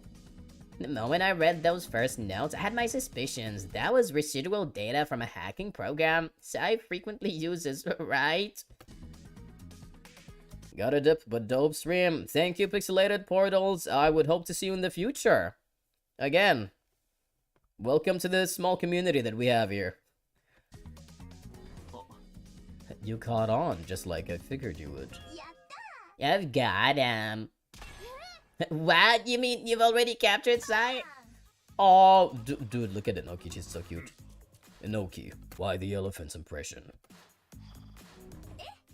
It was a trumpet. I want to celebrate our success. Anyway, I captured the guy at the spot. Who's that gonna be? To think we would find the infamous Sai this quickly. This really is an amazing device. She's so excited. Wait a second, what's going on? What's wrong? Miss Enoki, did you really capture Sai? Hardly looks like some super hacker, if you ask me. But I captured the guy who was there. Oh my gosh, Enoki, you don't do that! Something not sitting right with you. It's just I detected another piece of location data for Sai somewhere else. Another? Uh-oh. Huh? Wait, what? What? This is strange. I'm getting more data at 2 spots. 3, 4, 5. What's happening? Now that I've expanded my observation range, dozens of spots have popped up. Who's there? Oops, looks like Sai's hijacking our transmission. Oh, what voice do you get? I placed a transmission device in my molar in anticipation of just this happening. Listen up, the name Sai doesn't just refer to me. Sai is Legion and exists as one. Just capturing me isn't enough to bring Sai down. Okay? Suck it, morons. And I laugh so evilly. Oh, he got smacked. Okay. I shut him up. Okay. Not sure I like the sound I just heard. I want information out of him, so keep him alive. Roger. Okay, Miss Suriko, can you come back? Okay, will do. Okay, more story. I wonder if they're gonna play more here now. It seems like the rest of it is just story. I'm glad.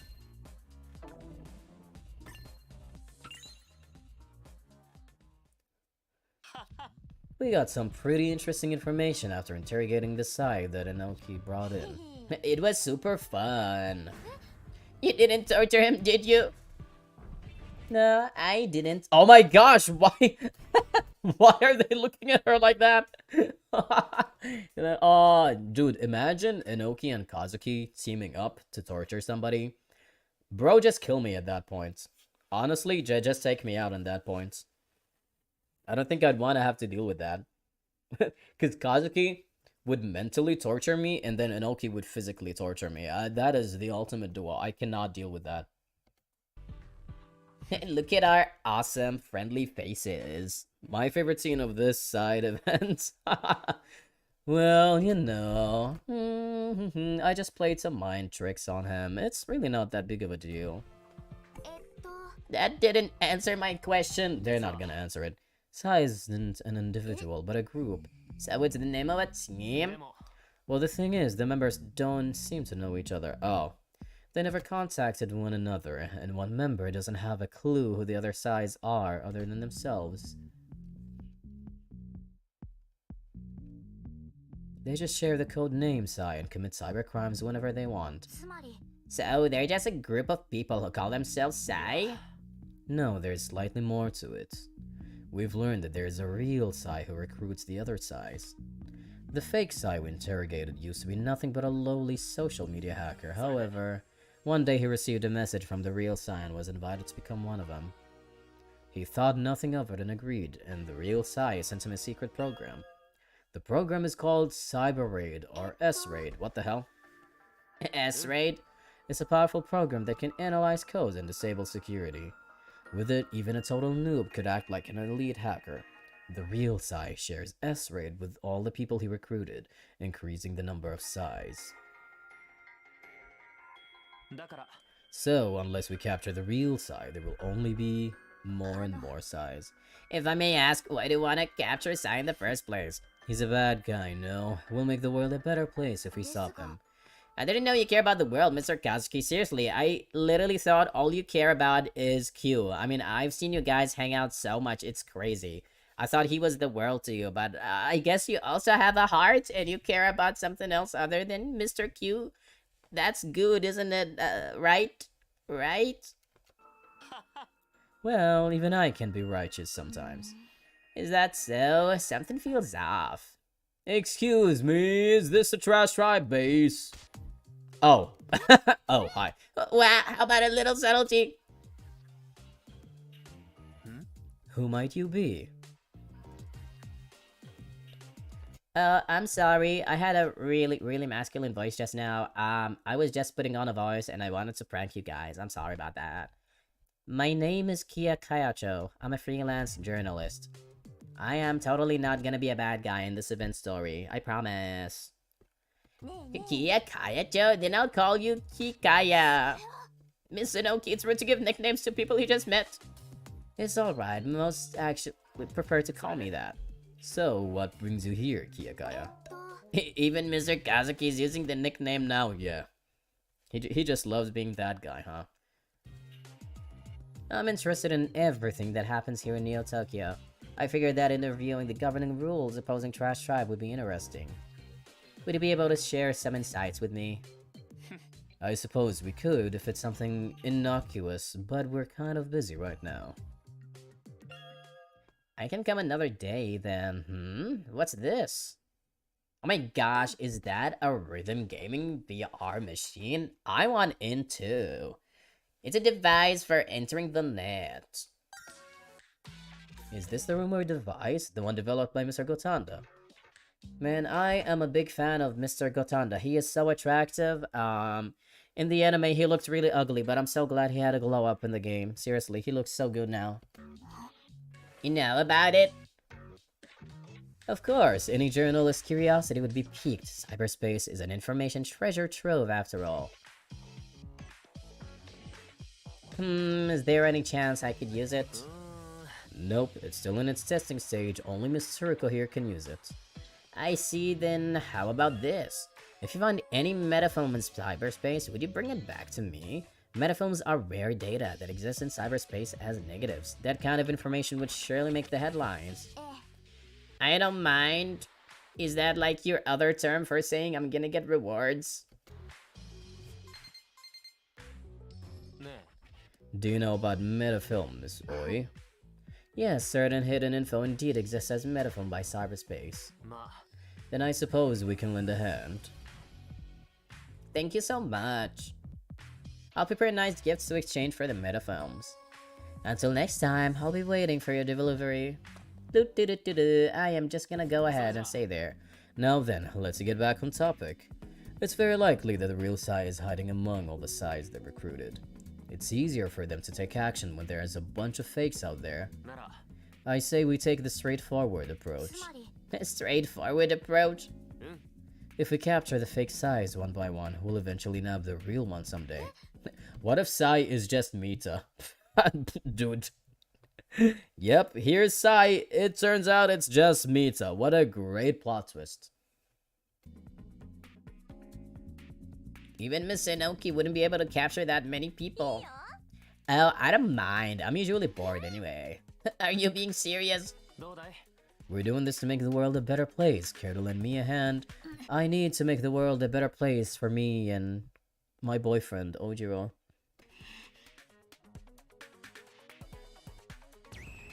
Fine, I'll do it for the sake of the world. Time for Sai Hands. Woo! And even more battles and more story. I wonder if this person's gonna skip or no. It looks like they're gonna skip. Yeah, okay, perfect.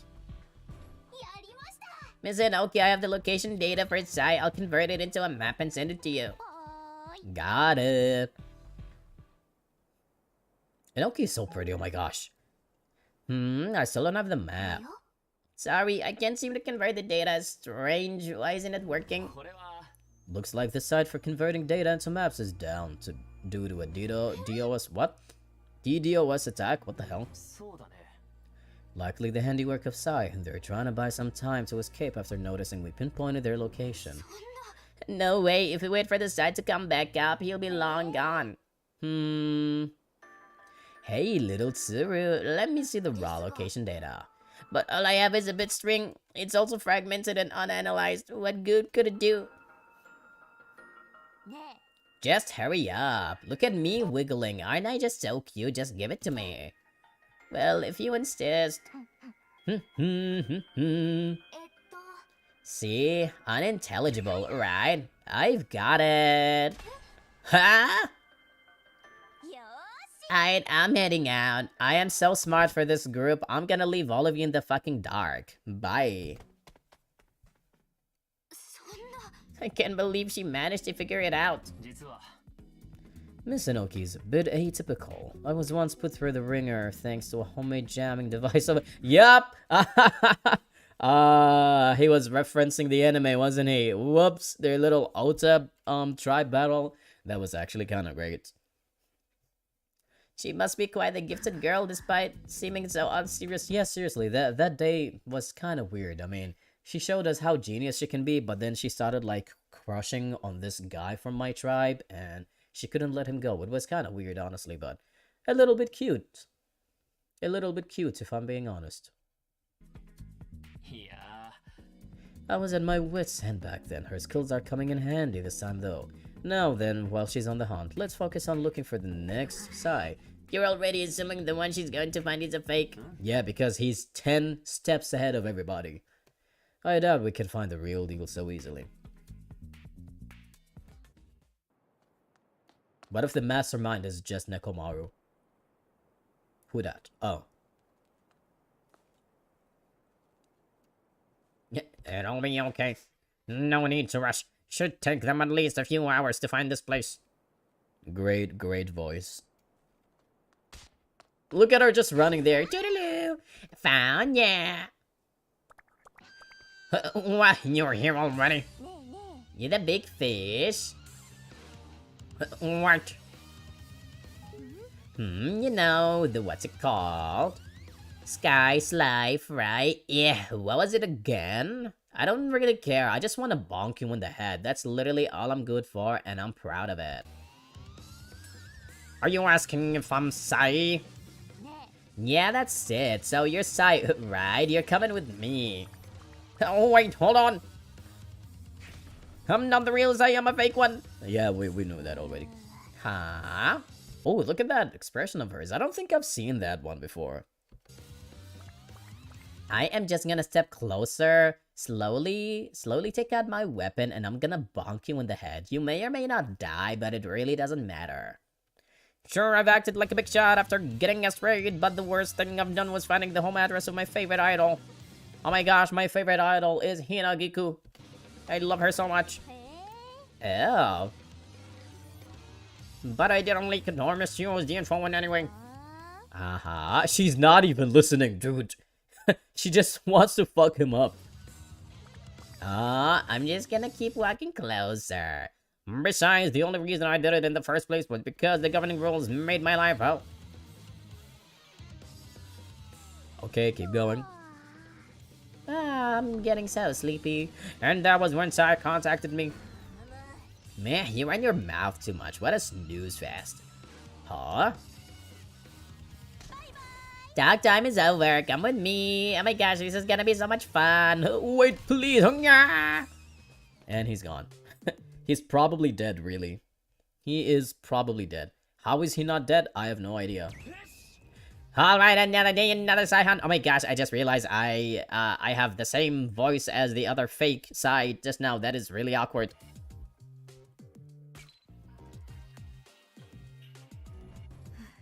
Says the person who's not doing anything. Yeah, call him out. That's right, Miss Simba's the one looking for them. Inanoki's the one who goes off to apprehend them. You always have a chipper remark or two ready, huh? Geo! I really wanted to learn about Mr. Genist. Hey, do you really have to gang up on me? Yes. Yes. I just said a little something to tear jerk on. No. Look at her. What's so funny? I'm sorry. She's just having fun. I was reminded of my Bunkyo days. My school friends and I would push each other to excel in both literature and martial arts. You've done martial arts? Really? Damn. For various reasons, I ended up leaving Bunkyo City, and for a while I was all alone. But I never really felt lonely, since reading and studying are both things you can do by yourself. Aww. Oh, I hope we can see what Kazuki can do with the entirety of Ota tribe working for him one day. I know. I'm looking forward to see a lot of things. It's gonna take a while, but we're gonna get there. One day. One day, man. One day. But now that I'm working with all of you, I started to realize that I actually was alone, lonely in hindsight. Being with you all is so much fun, truly. Aww. How touching. Come to think of it, where are Oi and Aoyama? I heard Oi would be late, but where is Aoyama? Now that you mentioned it, he hasn't been around much lately. In the beginning, he would always be here whenever Tsuruka dived into the net, but now... Nah, he's probably just out there going on a date with Q, to be honest with you. They're probably having a really great time right now. And this whole thing was his idea. Talk about irresponsible. He said he was gonna meet with somebody today. I heard they're related to this current case. So he's meeting the clients. Gotanda and Minami. They're the clients for the test run. You mean there's a client for the Saihan too? それは That makes sense. I doubt Mr. Ayama himself would independently decide to go after Sai. Yeah, I mean, he's making moves behind the scenes without saying a word to us. That's what he always does, though, isn't that right? Oh, Kazuki, always doing things behind the scenes. I'm sure he has a plan in mind. There's probably no need for us to worry.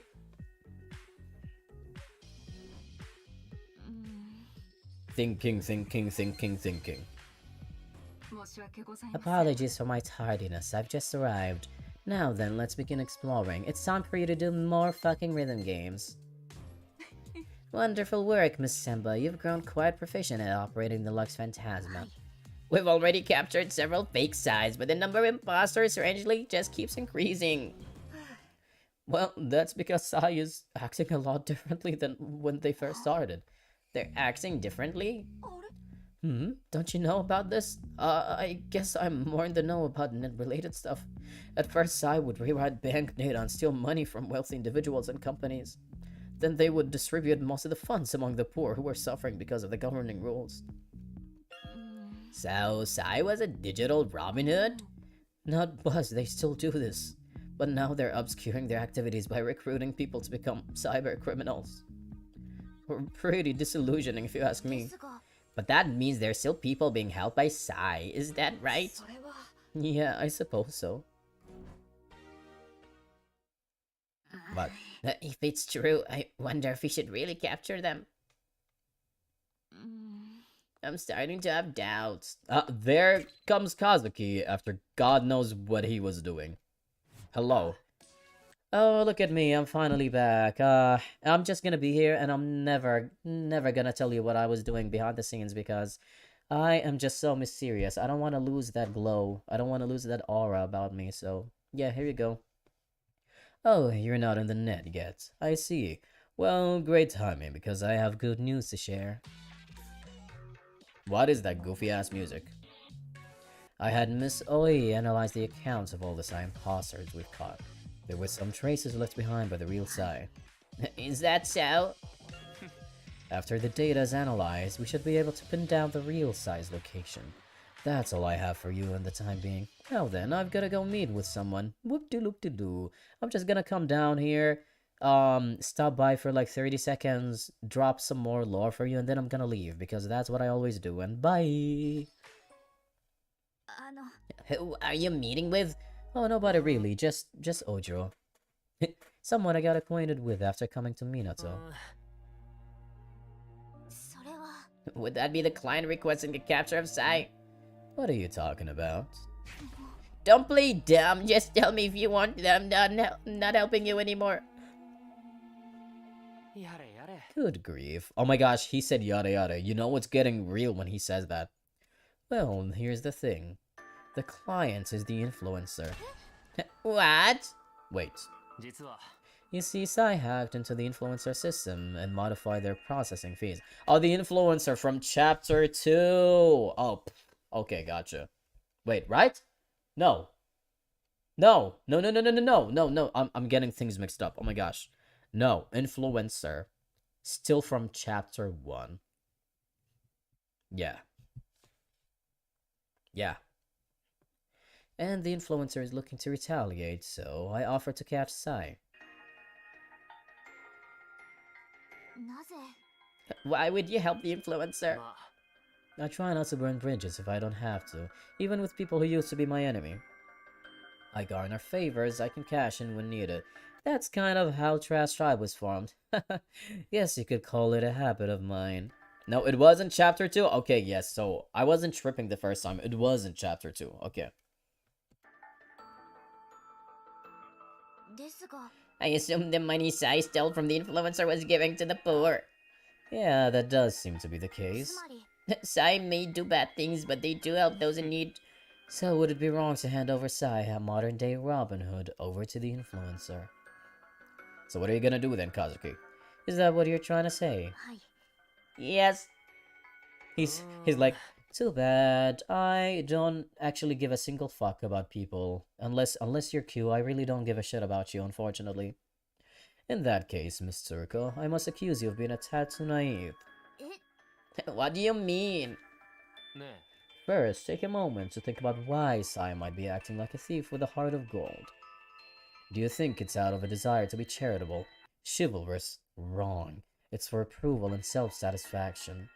Oh, he's giving a whole ass speech right now. Regardless, Sai is still helping people. Yes, but this hacker's actions are as a gentleman thief don't cancel out their crimes. On the whole, the world would be better if Sai was detained. You understand that, don't you, Miss Tsuruko? Oh my gosh, if the Phantom Thief from Persona 5 were real, I would do my fucking best to be worse than Akechi and try to catch them. You bet your ass I would do that. はい I guess so.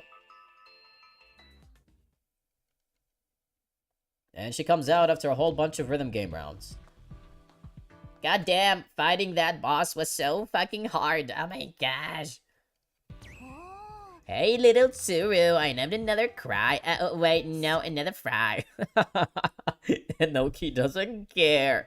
She's so adorable. It's Sai. では The way she says that. Oh, right, Sai. But it was just a fake Sai, not the real one. Worst catching is wild. No, for real though, think about it. With his line of logic from earlier, he would not appreciate the Phantom Thieves. Brother, he would team up with Akechi to catch them right away. うーん What's wrong? あの Is this really the right thing to do? え Huh? What you talking about? Why are you talking about that with Enoki? Girl, I don't think Enoki gives a single fuck about morals. I'm just being real with you. This is not the right person to talk to about philosophical stuff, buddy boy. 私 It's just, when I was little, I lived in poverty. Oh my gosh. Yuma Coco Head lore. Yes. That's why I understand better than most just how much Sai's actions are saving people. If we do capture Sai, then what will happen to the people who rely on that money? あ I don't get it. I have a very smooth brain. I'm literally smooth brain. I don't really exactly get philosophical questions, girl. All I do is just bonk people in the head. How's receiving stolen money helpful? If it were me, I'd go and steal that money first. You know what? I'd rob Sai. That way, all that money that would have gone to everyone would be mine. Oh my gosh. I am literally the perfect person to talk to when you wanna, vent your heart out. I have all the best tips and advice in the world. Just listen to me. That's why I'm so happy right now. そんな But that's... ね Anyway, Kazuki said that catching Sai would be good for us in the long run. So, like, capturing the true hacker makes the most sense to me. What you're going on about just sounds weird. Look at my face. Aren't I just like the most friendly person you could talk to about literally the most philosophical shit and venting your heart out? Ah, my goodness. I am so perfect. I am the best partner ever. You know what? Here's the solution. Let's just bonk him in the head. His head may or may not splatter, but who cares? At least you'll be happy. And I'm just gonna walk away after all that. Ah, gosh, I am such an awesome person. Am I really just being naive?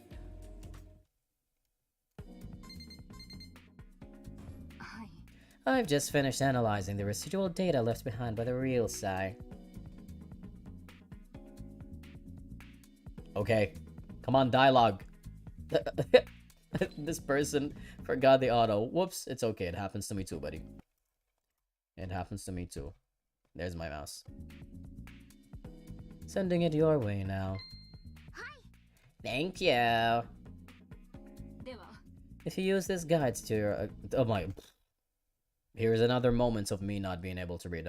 Here we go. If you use this to guide your exploration, you should be able to find the real Sai's location. Seriously, who's gonna be the real Sai? It's definitely gonna be that lady with us. Yeah, for sure. Yeah. That or Mita. Absolutely, Mita. It's always Mita. It's always Mita's fault. Everything that goes wrong in this game is Mita's fault. The game shuts down, it's Mita's fault, if you think about it.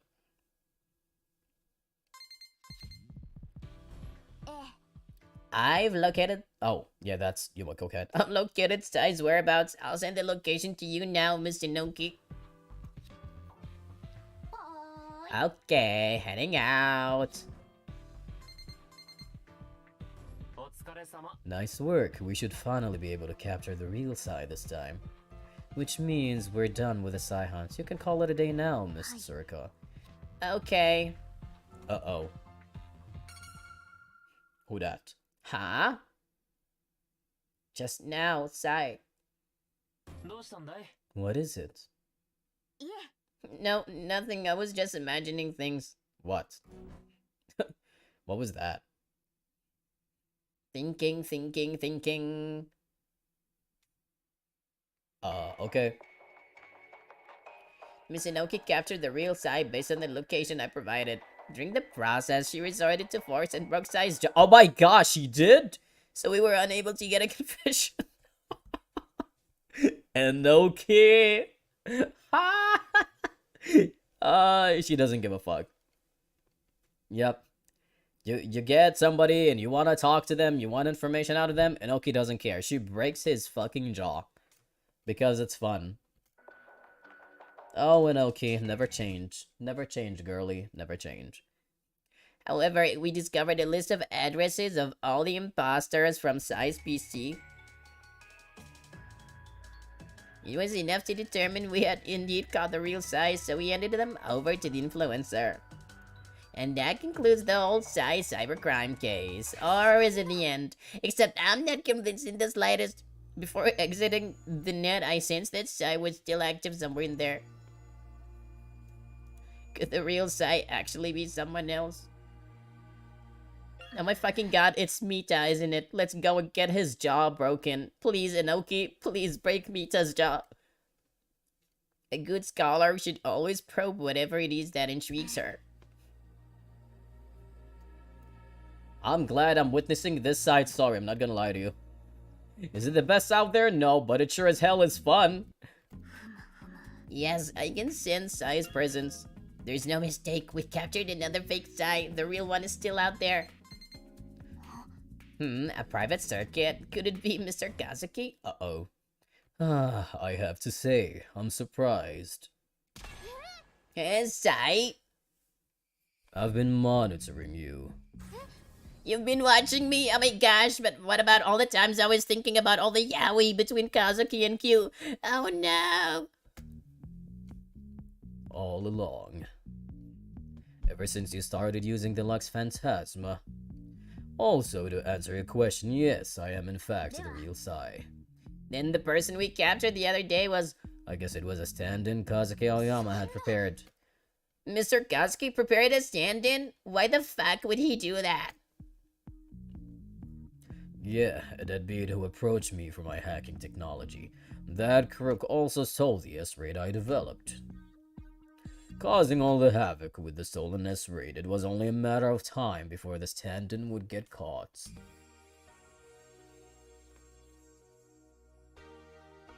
So, the hopeless snake went and started recruiting more fakes, and using them as camouflage. I suppose I'm no saint either, though.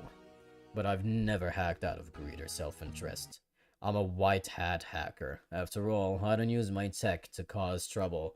Can you guys hear the Persona 5 soundtrack playing in the back? All this life will change. Yeah. I am actually inspired by the Phantom Thieves, and it sounds like Kazuki is gonna be a real fan of Akechi as a character, because he really would not like me or the Phantom Thieves, would he?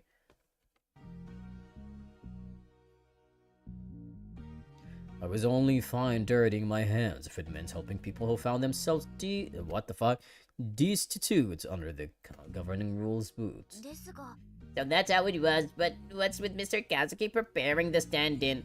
Kazuki Aoyama alerted me that the influencer was after me, and he left a message on the net. He said he'd make a scapegoat of the person who stole S-Raid and told me to stay off the net for a while. Oh, yeah. As you can see, I didn't exactly comply, and that's how you were able to find me. すみません I'm sorry I seem to have caused more trouble. It's fine. It's about time anyway. Because of all the misuse of S-Raid, a counter-program is starting to be developed.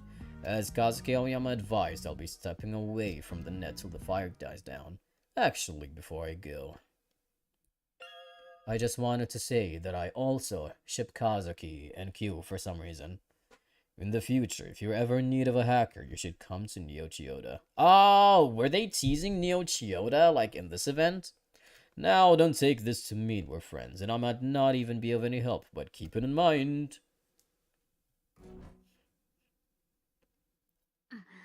And he's gone. Yeah. Guess that settles it. Mr. Kazuki, you saw everything? Yes, そうだね。 I came to Lovely Ocean because I got a message for you and saw you using the Lux Phantasma. Anyway, it seems like Miss Kiyakaya will be leaving soon. I'll only be around a few more days, so if you have anything to exchange, do it before I depart. End quotes. That's what she said.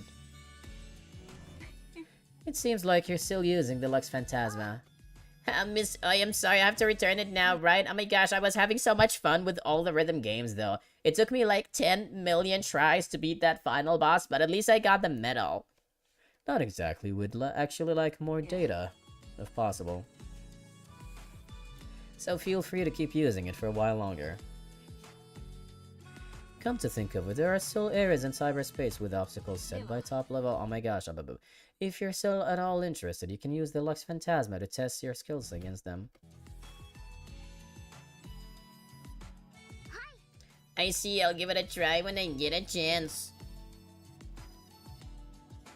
Mr. Kazuki? Your true goal was to help the readers I escape, right? You really do care about the world. I managed to get not only the influencer, but also Sadge to owe me something. That's killing two birds with one stone now. How should I make the most out of it?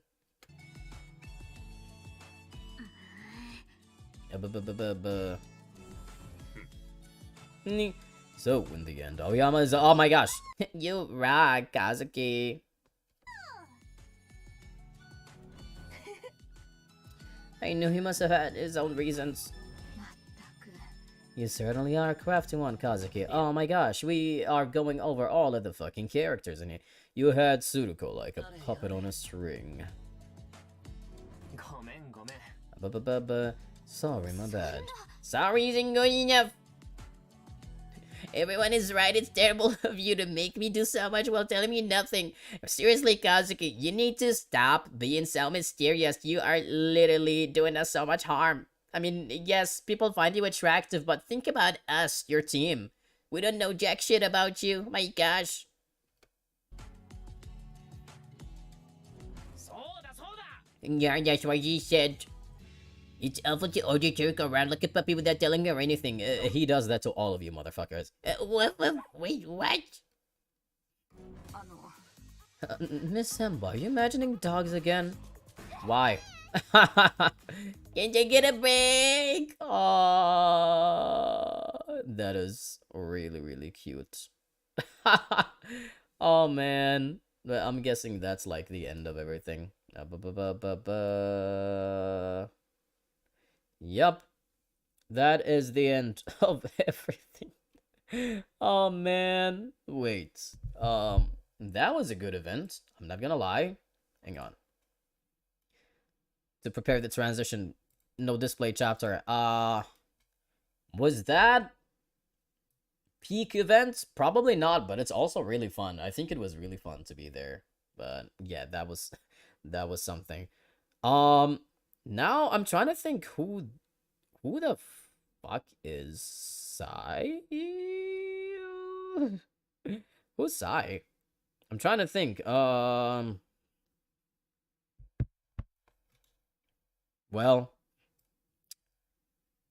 I mean, is it Saizo? It's gotta be Saizo. Open a business. No. I mean, it's in the name, really. Even you can guess who Sai is now with that info. Yeah, yeah, that's gotta be Saizo.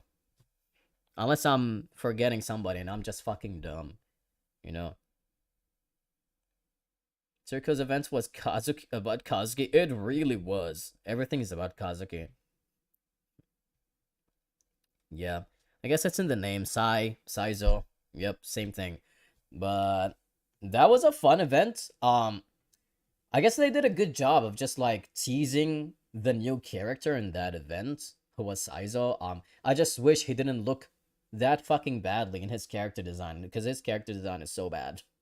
I'm sorry. That design really needed to be changed. But yeah, the way they teased his character in that event was actually kind of cool.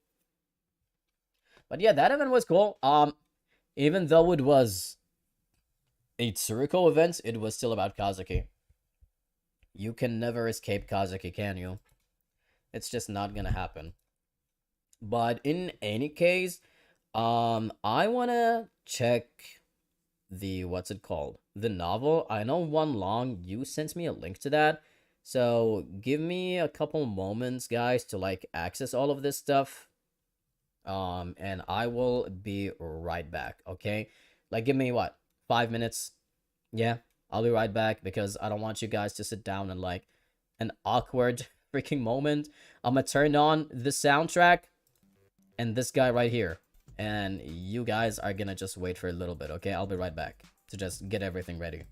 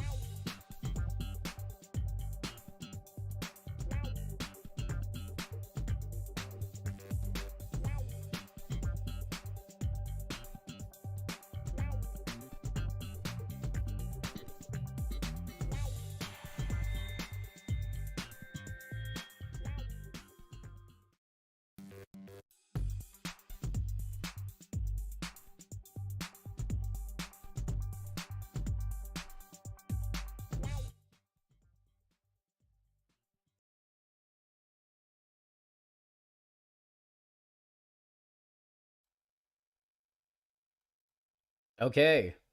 We're back. We're back. We're back. Okay, I got the links ready. Let's see. So, display capture. We're back at it again. Here's the novel. Let me check if my whoa, whoa, whoa, whoa, whoa, whoa, whoa. Yeah. Here we go. Period. And now we're gonna go up here.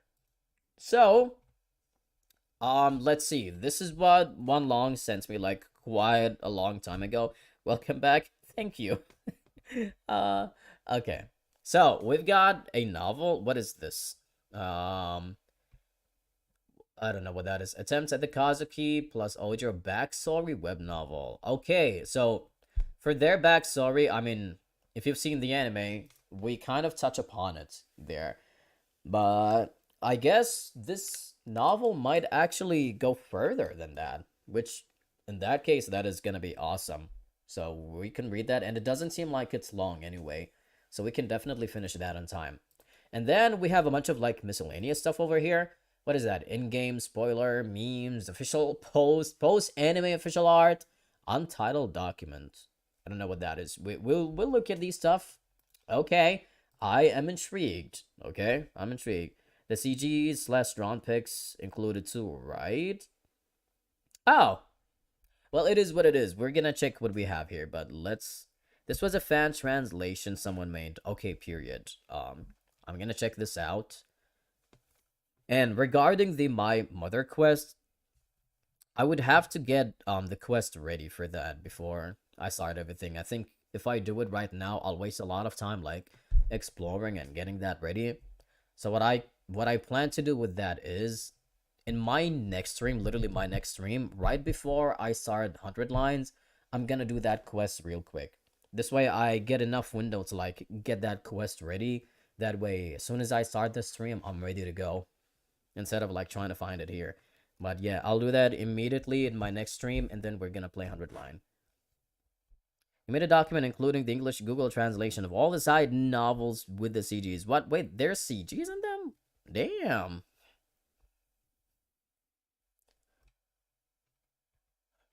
Okay. We are gonna look at this. Let's see. This is essentially a one-to-one copy paste. Okay, it's from an app. It's not exactly that accurate. Gotcha. You're not messing with the text aside from hanging the names from stuff like Wang Jiro to all. Oh, wait, Wang Jiro? What? Okay. Assuming that the character there is going a bit. Oh, okay. Okay. Ahem. Could we have those for our archive, maybe? But those what? The quest itself that has the story in it. Ah.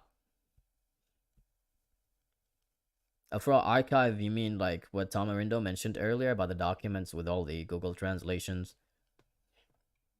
Alright. While you guys go ahead and do that, I'm gonna read this right now. Let's see. Let's see what details we have over here. Yes. Look, do you want me to send it to you as well? Yes, please. Yes, go ahead and do that. Go ahead and do that. And then I'll check it out after reading this. Okay. The XB player. Oh, Thomas Translations. I'm in a group that's archiving stuff for the game. Oh. Oh, okay, gotcha. The XB Player Training Center, secretly managed by the Otter family. Today, we face our decisive battle there. And then Kazuki goes. In the end, it's just the two of us now. I called out to Ojiro, who was getting ready on the bench, in a deliberately casual tone, as if it were still natural for us to do so. Oh my gosh, we're in Kazuki's view. That's awesome. Hell yeah. But I won't lose to you, Ojiro, okay? A refreshing conversation. His movements came to a complete stop. There was no reply, but I could tell my words had reached him. ... But Ojiro stood up from the bench and left the waiting room. He remained silent the entire time. Ignoring me, huh? Well, whatever. That was just a light jab, more like a greeting. The real battle has already begun with me. Ojiro and I, who grew up in the same orphanage, were like brothers. Note for personal sake, the novel uses the word kyodai. Aha, okay. which does mean siblings slash brothers, but is also used for super close relationships between characters who don't see themselves as related. Yep. And what brought I like how they had to know this because they know there's a lot of Kazuki and Q shippers out there. uh and what brought us together wasn't the environments we grew up in, but our shared love for XB. Even before the gloves and bats from the Otari family were sent to the orphanage, Ojiro and I had already started practicing XB together. Kazuki, are you gonna teach me how to throw a fastball again today? In the past, Ojiro was shy, but he loved XB more than anyone else. That's why he admired me, who was so good at XB. And he obediently followed any practice methods I suggested. Oh, that was so cute! Ah! I also felt comfortable teaching Ojiro about XB, and before I knew it, we were always together. Oh yeah. The translator, the shipper. Yes, the translator is a shipper himself. We love to see it. But the king of Neo Tokyo, auto retention, destroyed it. The XB that connected us was forcibly twisted out of shape by him. We were taken to the XB Player Training Institute and, under the strict supervision of the Otari family, were relentlessly drilled to become successors. Other successor candidates with no prospects were mercilessly eliminated by auto retention. In the days when both his mind and body were wearing down, eventually Ojiro closed his heart to protect himself. Aw, wait, that's so sad. In this place, only the strong can survive. This isn't the time for playing at being comrades. Today for sure, I will open Ojiro's heart. I will reclaim his heart and rescue him from this place. Oh my gosh. If this is not gay, I don't know what is. This right here. If that doesn't prove to you that they're fucking gay for each other, I don't know. I have no faith in you. For that, I have fought life or death battles and made it to the finals. Kamiki. Oh! Hey, she's here. The next game, number 31 against number 74. And finally, the heir will be decided. Oh my gosh, the old man is talking to her. Number 31, no Yamakazuki, so he survived after all. On the second floor, where one could overlook the battlefield, I saw auto retention and his secretary, Kamiki Yui, standing. Inheriting the name of the Phoenix, it's fitting to make that name resound through Neo Tokyo via XB. He's probably saying something like that. I can't hear their voices over there, but I can easily imagine that much. So this novel so far feels kind of similar to the backstory scenes that we've gotten in the anime. However, we're getting a lot more context over here. It's going more into depth, which I really appreciate. What a pity. My goal isn't to defeat Ojiro and become the successor of the Otari family. It's to help Ojiro, who once purely loved XP. Oh my gosh, can you get even gayer for your boyfriend? What the fuck? We're getting that hard through our battles. For that, I thought there was no other way but through dialogue with XP. Through the power of Verity Orbs, baby. What a roundabout plan, even for me. I just want him to listen to me properly. But it takes this much effort. If we ruin this game together, I'll complain about it later. Don't hold back, just throw it. ... I stand on the mound with a beam bat in hand, facing Ojiro. To melt his frozen heart, I first need to remind him of the time when he loved XP. To achieve that, XB must be better than Ojiro, like in the old days, and maintain a confident attitude. Ojiro quietly wound up and threw the ball, a blazing fastball that would surely result in a fatal injury if it hit, aiming for a dangerously close and precise spot. Yep. It's a level of growth that the old Ojiro could have never have imagined. I was purely happy about it. Aww. Despite the situation, he was still happy about Ojiro's growth and his XB abilities. That's so cute. But I won't be defeated by a ball of this caliber. Swinging the beam bat, I hit the ball squarely, confirming that the hit ball flew far. I rolled the bat on the spot and started running towards the first base. However, Ojiro easily caught the ball and quickly caught up with me. Yep, he's just gotten that buff, hasn't he? Alright, let the battle begin. Ojiro unleashed punches and kicks like bullets without holding back at all. Yep, we've seen how powerful those punches are in the game and the anime. His strength had become incomparably greater than when he last properly played XB. Why are you laughing? Suddenly, I heard Ojiro's voice. Apparently, my mouth was indeed relaxed. Well, of course, after all, it's been a while since I've played XP with Ojiro. He was just happy to be able to play with Ojiro. That's so cute. Is it because it's been a while since I've played XB with Ojiro? Yeah, it's not just XB. We haven't even talked, have we? I turned the overwhelming emotion into sarcasm. Oh my gosh! He was overwhelmed with emotion. That is not sad at all. That is not sad at all. We weren't like this back then, were we? To prevent tension in the others from understanding the content, we talked at close range. Meanwhile, Ojiro continued to throw punches with no hint of compassion. Uh-oh. Despite feeling lonely, I kept deflecting the attacks. Yeah, if you think about it, Kazuki really is lonely. Damn. I mean, only Ojiro was the one who was close to him this whole time, and after he lost his memories in the game, he basically has nobody now. And it's gonna stay that way for 5 years until they bring the comeback. Damn. Confirmation that Kazuki being sarcastic like how he was with Yo in Chapter 3 can be because he's upset. Yeah, that's probably just his way to cope. Which is kind of sad. I've been waiting for this chance. The conversation from here on out is a do or die situation with me. Do you remember when we just started XB? We used to practice in the park until sunset, right? Don't you think we've gotten a lot stronger since then, and he just keeps ignoring him? That's so sad. At this point, escaping from here together and forming a new tribe isn't just a dream. What are you talking about? The promise we made. You said we'd play together in the same tribe. Uh-huh. While observing Wang Jilang, I reminisced about the old days. I don't know.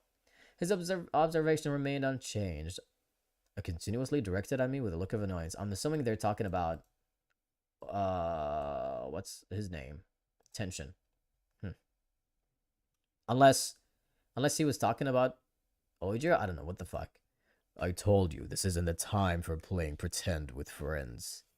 Really, I don't think so. XB is more fun when you do it with friends. Shut up. Stop talking nonsense. At the same time he declares it, Ojiro delivers a sharp kick. However, I don't miss the slight hesitation mixed into his attack. Allies are nothing but shackles to becoming stronger. Shackles, huh? Then, at this point, it's clear that Ojiro's mind won't change. I need to keep calling out to him while enjoying XB and also win. Yeah, poor Ojiro. My Shayla, I know. Jesus. To break Ojiro's obsession with victory so that he can remember the fun of XB once again. If I reach the base faster, then what you said is wrong. No, that's wrong. I say because I actually have an Ahoge, not like Yo Kuronaka, that motherfucker is fake as hell. I narrowly dodged Ojiro's second kick, and the force of the wind ruffled my hair. Using that momentum, I turned towards first base, kicked the ground powerfully, and propelled my buddy forward. They are actually going in such details when it comes to these XB fights. Wow. It feels wrong to deceive him, but for me, even Ojiro's agitation is part of the plan. No matter how strong he becomes, the old Ojiro has not disappeared. By calling upon old memories, I will create a momentary opening and then defeat the current Ojiro.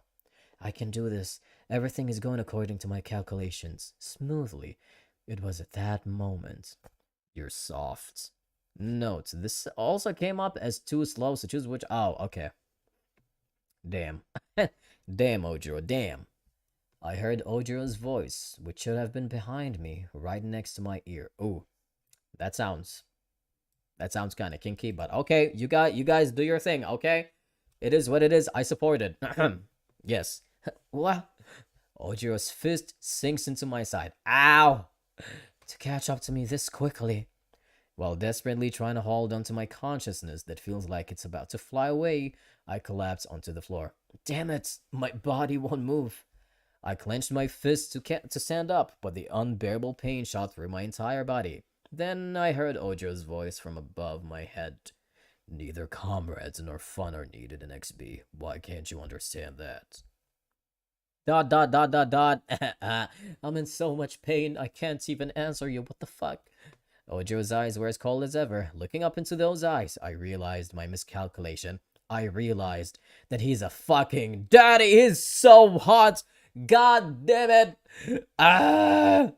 This is when I realized that I am in love with him and that we want to be boyfriends and that no matter how long it takes, I will take him to couple therapy and then we're gonna make up. Probably even make out later, but you know what? We're gonna fix our relationship. It was a fact I didn't want to admit. The current Ojiro possesses a strong will capable of crushing past memories in an instant. Kazuki, I am disappointed in you. Oh wait, no, that's the dad. Kazuki, I am disappointed in you. Hi, Cheddar. Oh my gosh, Cheddar didn't stop by at all this stream, did he? Hello. You wanna come sit on my laps while I'm reading a novel? Yeah? What a cute baby. Okay. Cheddar has been acquired in inventory. He's now sitting on my laps, and I'm gonna keep on reading. Awesome! From the second floor, the voice of the old man who had done this to Ojiro began to be heard through the microphone. I had heard you were the strongest 6B player worthy of inheriting the name of Watery, but it seems I overestimated you. Number 74. No, Ojiro. Break his arm, make it so he can never do XB again. We don't need losers here. Yup, that reminds me of the anime scene too. My failed plan and my feelings of frustration probably mean nothing to him. As I listened to his hoarse voice, the faces of the candidates who had been eliminated so far flashed through my mind. When I regained consciousness, I was in a cell. Damn, I twisted my body to stand up and looked at my shattered left arm. I lost my dominant arm. Oh, wait! And the chance to save Ojo at the same time. Oh, wait, he's left-handed? Sick, baby, woo! That makes two of us, buddy boy.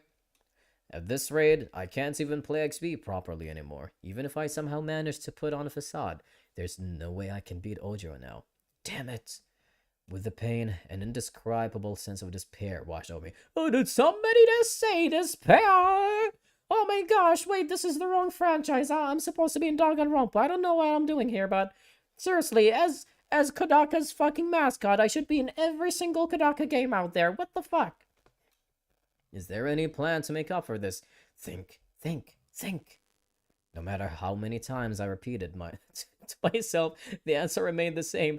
It's impossible now. Sorry, the reason I was laughing a little bit was that Cheddar is so focused on the mouse's arrow. He's eyeing it so hard right now. He's just looking at it. Oh my gosh, Cheddar, you like that? Do you like this thing? Yeah. You can't exactly catch it though. I mean, you can chase it, but yeah.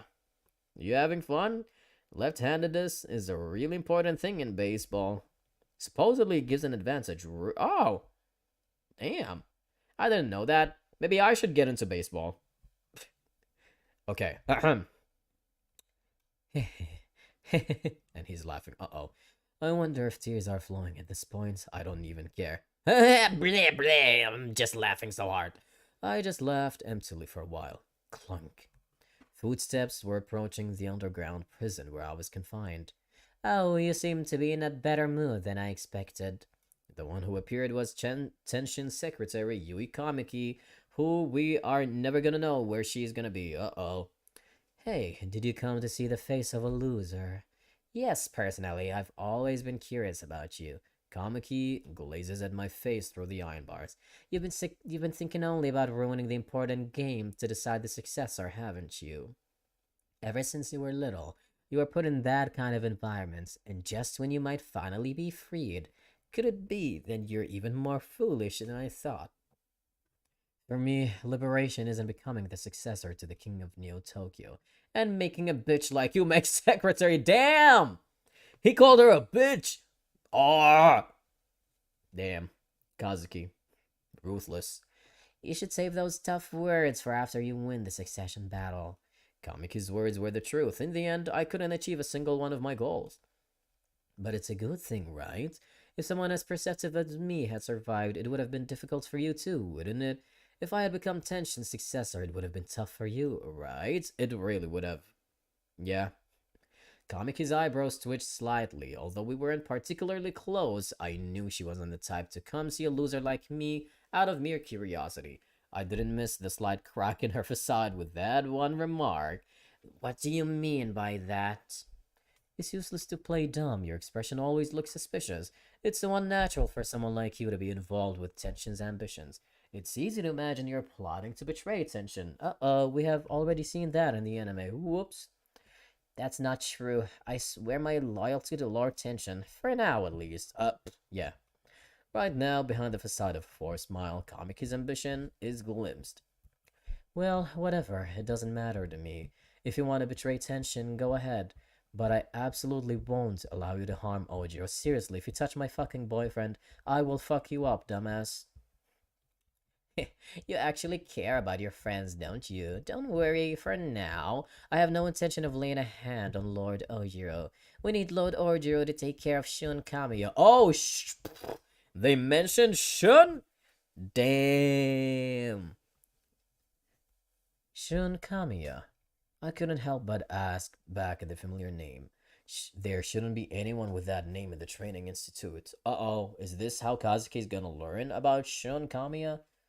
The most renowned player in Neo Tokyo. Unless we crush the Minato tribe led by Kamiya, we won't be able to subdue the other tribes. We need to make sure we crush them. I see, so that's the plan. Because I had been confined in the narrow training facility for many years, I had overlooked it. There weren't just two XP players, Ojiro and I. If we went outside, there are many XP players, and among them, there might be comrades who truly enjoy XP.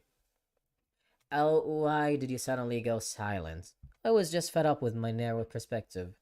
To avoid Kamiki's questioning, I decided to start talking myself. So, if you talk so freely, does that mean I'm gonna be eliminated? It's helpful if you're quick to talk. With a smile that seemed to mock him, Kamiki replied, to prevent you from causing any more trouble for the successor of the Neo-Tokyo Kingdom, Lord Ojiro, we will execute you. Aoyama Kazuki, the next time you leave the cell will be when you're headed to the execution ground. There's probably gonna be some goofy-ass music playing in the background and a whole cutscene going on with it. Maybe a Monokuma cameo, but oh well, we'll figure that out later. I see, so at least it's not now.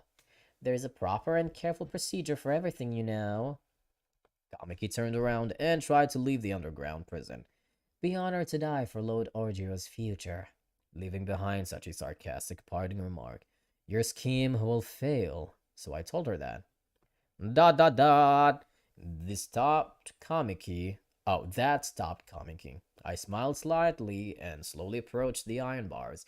When Kamiki turned around, I saw something like a looped string slightly sticking out from her pocket. If what it is at the end of that string is as I expect, perhaps I can still have hope. Did you think I wouldn't notice your despicable scheme? I had already set up a precautionary measure for this kind of situation. Nah. Kamiki's expression was cold, but I continued speaking. Nobody's smarter than Kazuki in this franchise. Whoa, scary face. You're ruining your beauty, you know. Get her. Get her. Although, I've never thought of this wicked woman as beautiful. Yeah, damn, savage. Right now, as long as I can provoke her, the content doesn't matter, even if it's all complete nonsense. If I die, a letter will be delivered to Tenshin. Yui Kamiki is a person to watch out for. They say she will eventually rebel. It'd be a problem. If Tenshin reads that letter, your plan will be ruined. Uh-oh. I probably extended my broken left arm through the bars. A slight pain shot through, but I ignored it so as not to be noticed by Kamiki. How about it? If my death would ruin your plans, why not help me out here? I could even help with your plan if you want. Just as I was about to speak, Kamiki suddenly approached me and twisted my— Ow! Damn! And twisted my left arm. Why the fuck would you do that? The intense pain and Kamiki's cruelty made me almost scream. You think someone like you can? Don't get ahead of yourself thinking you can use me. Kamiki released her hand as if brushing it off, then flipped her long hair and left the underground prison. I am a girl boss, motherfucker. Junko and Ashima got nothing on me. She's relentless. I held my swollen left arm, watching her leave from the underground. But I'm glad. It seems like it all worked out somehow. He opened the palm of his tightly clenched right hand, staring at the key he had snatched from Kamiki's pocket. Woo! He relaxed his mouth into a grin. He is so smart. I love him so much. A few weeks after escaping from the training facility, I was climbing the observation deck of Minato Tower. Although the wounds inflicted by Ojiro had healed, I still couldn't move the cast from my left arm.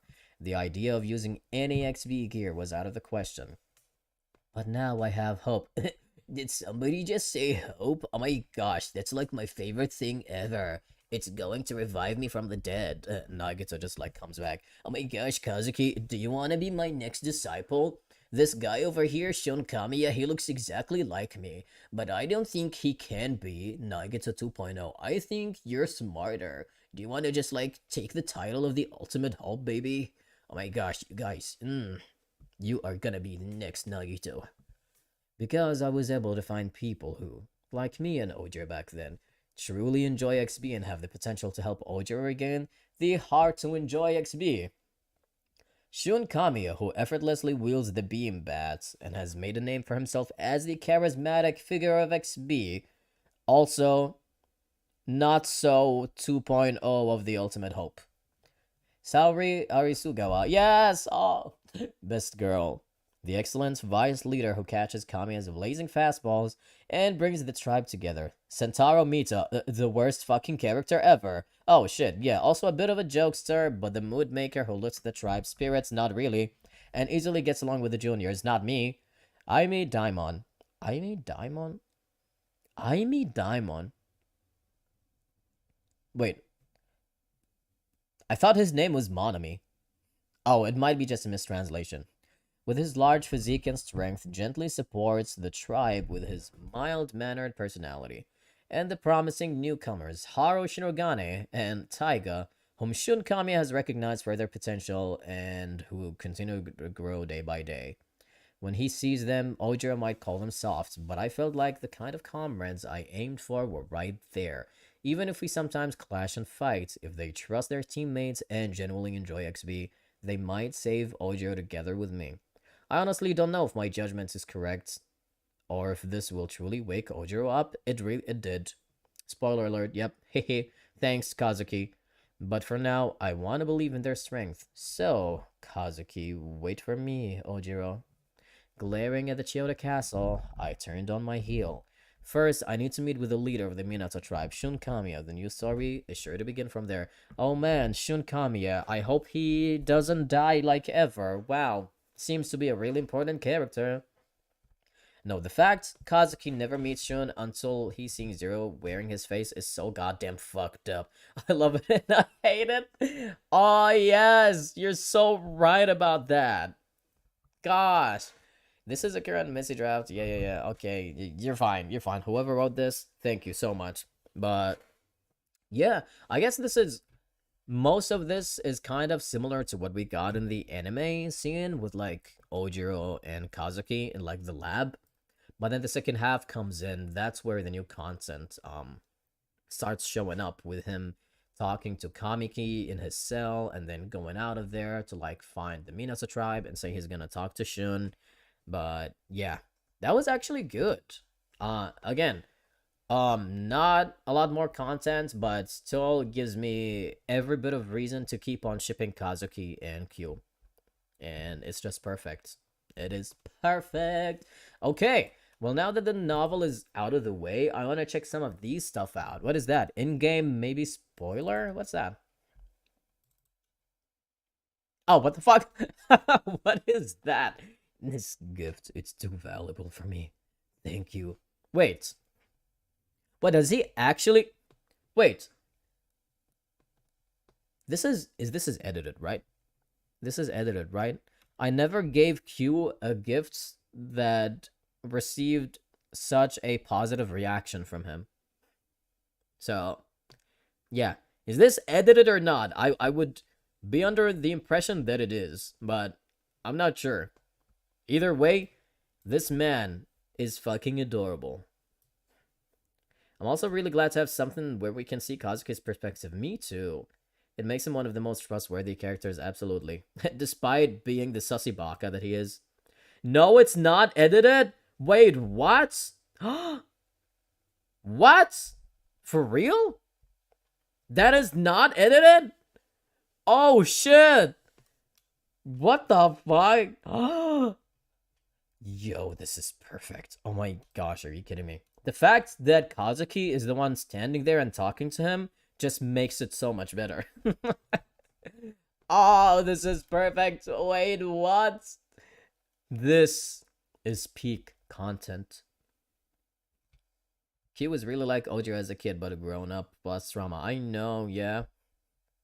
You sent the dog to me on the Instagram account? Oh, okay. Okay, I'll check that out too. But let's finish with this first. I did not know that was real. What? Dude, this is crazy. Wait, memes? Okay, we're gonna go in order. Why not? Okay. 6, 7, 8, 9, 10. Okay, we got 10 of them. Here we go. Why did we start with Heichi? One long. You know exactly what you were doing. Oh, look at me. I am so glorious. I love money so much and causing mayhem. And I didn't have any screen time in the game, not even in the anime. Good lord, I am such a stupid character, aren't I? Yes! This is what I've done for Q/OGO2. That's so funny. We love it.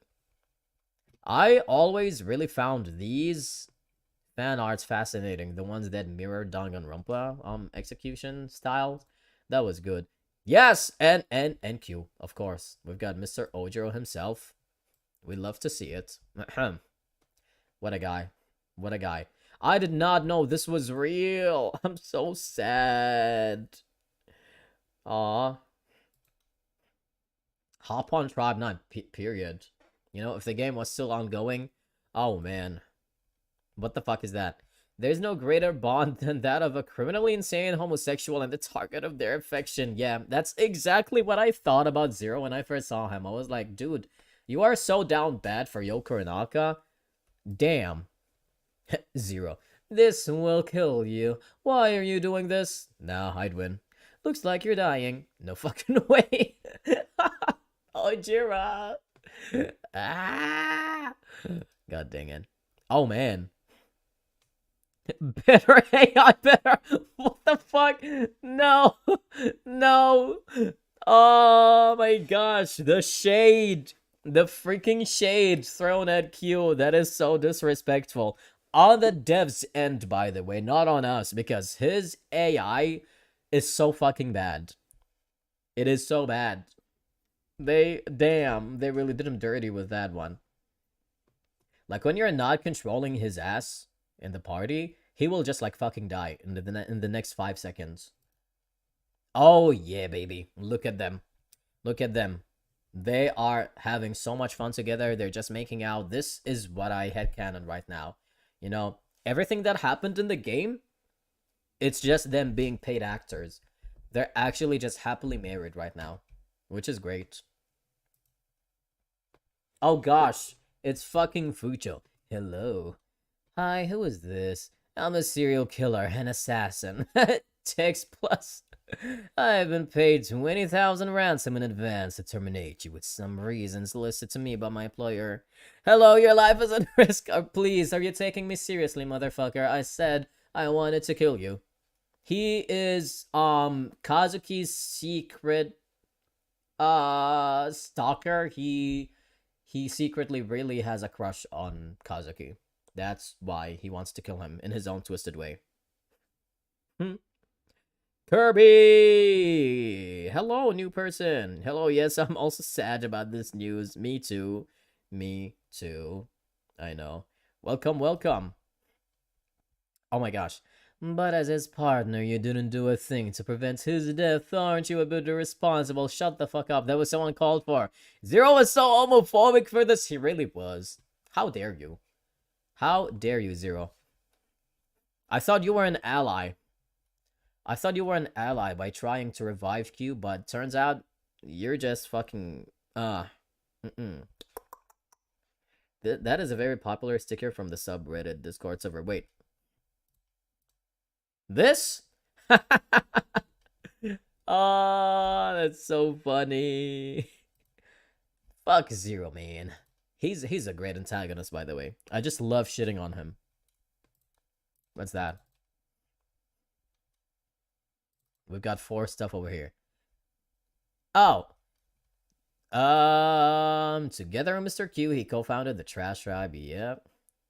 He was previously Deep connection. Apparently, Mr. Kazuki and Mr. Q have had a close relationship for a long time, but neither of them talk about it. Oh my gosh, it's like I knew or something. Yes, I'm just literally telling everybody that I ship them.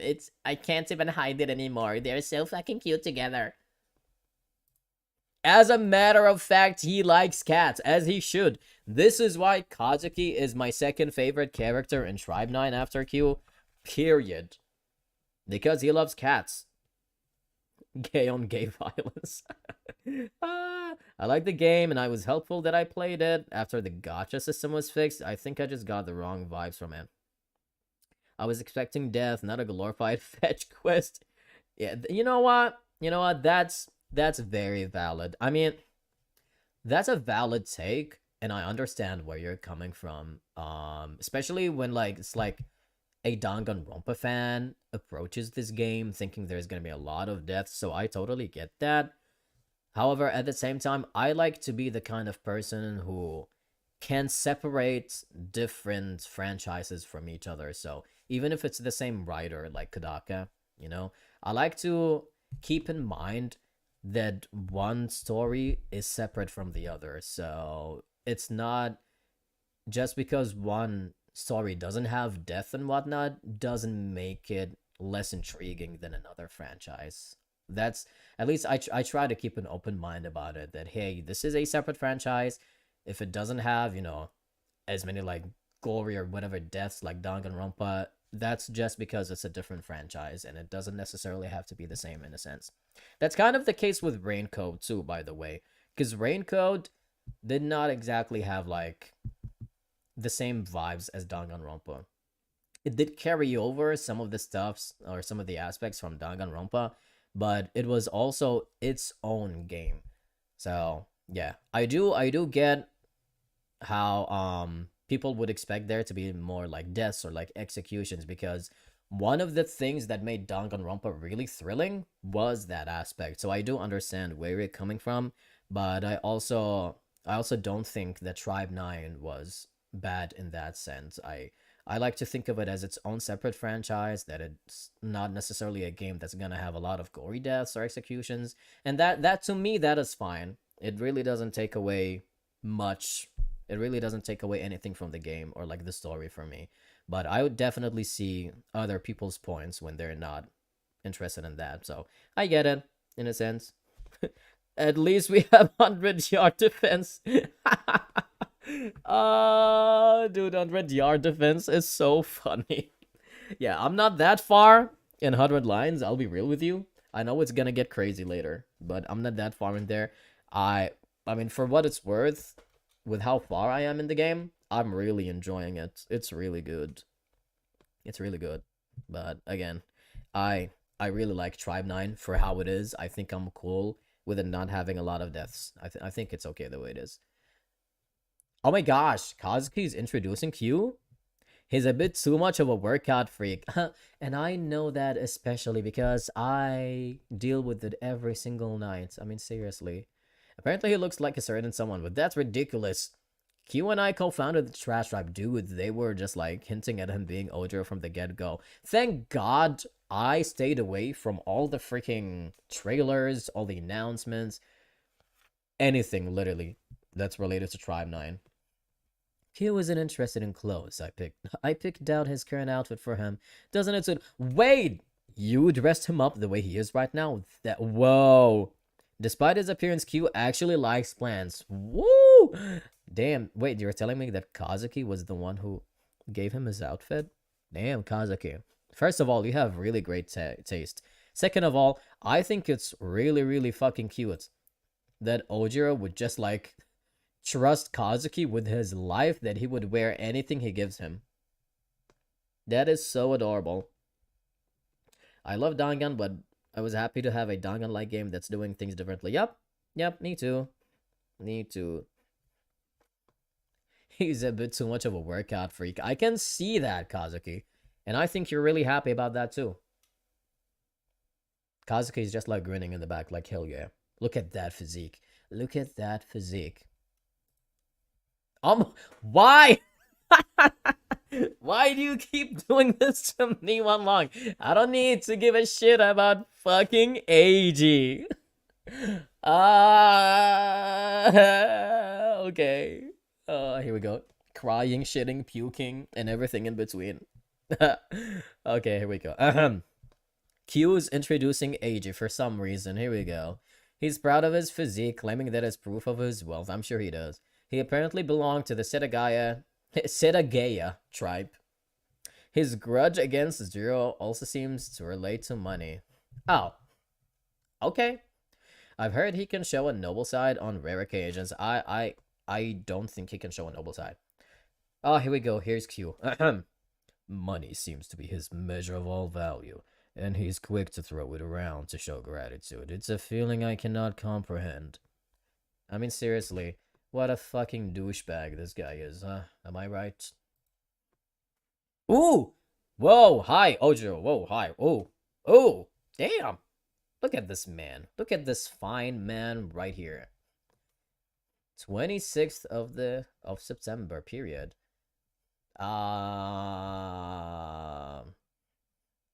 Junichi Soabe? Soabe, I mean, I forgot how you fucking pronounce his name. Okay. Wait. Oh, it's his voice actor's birthday! Jiro unleashes fastballs from his left arm. I mean, you mean Ojo. So powerful they crush catchers. I can attest to that.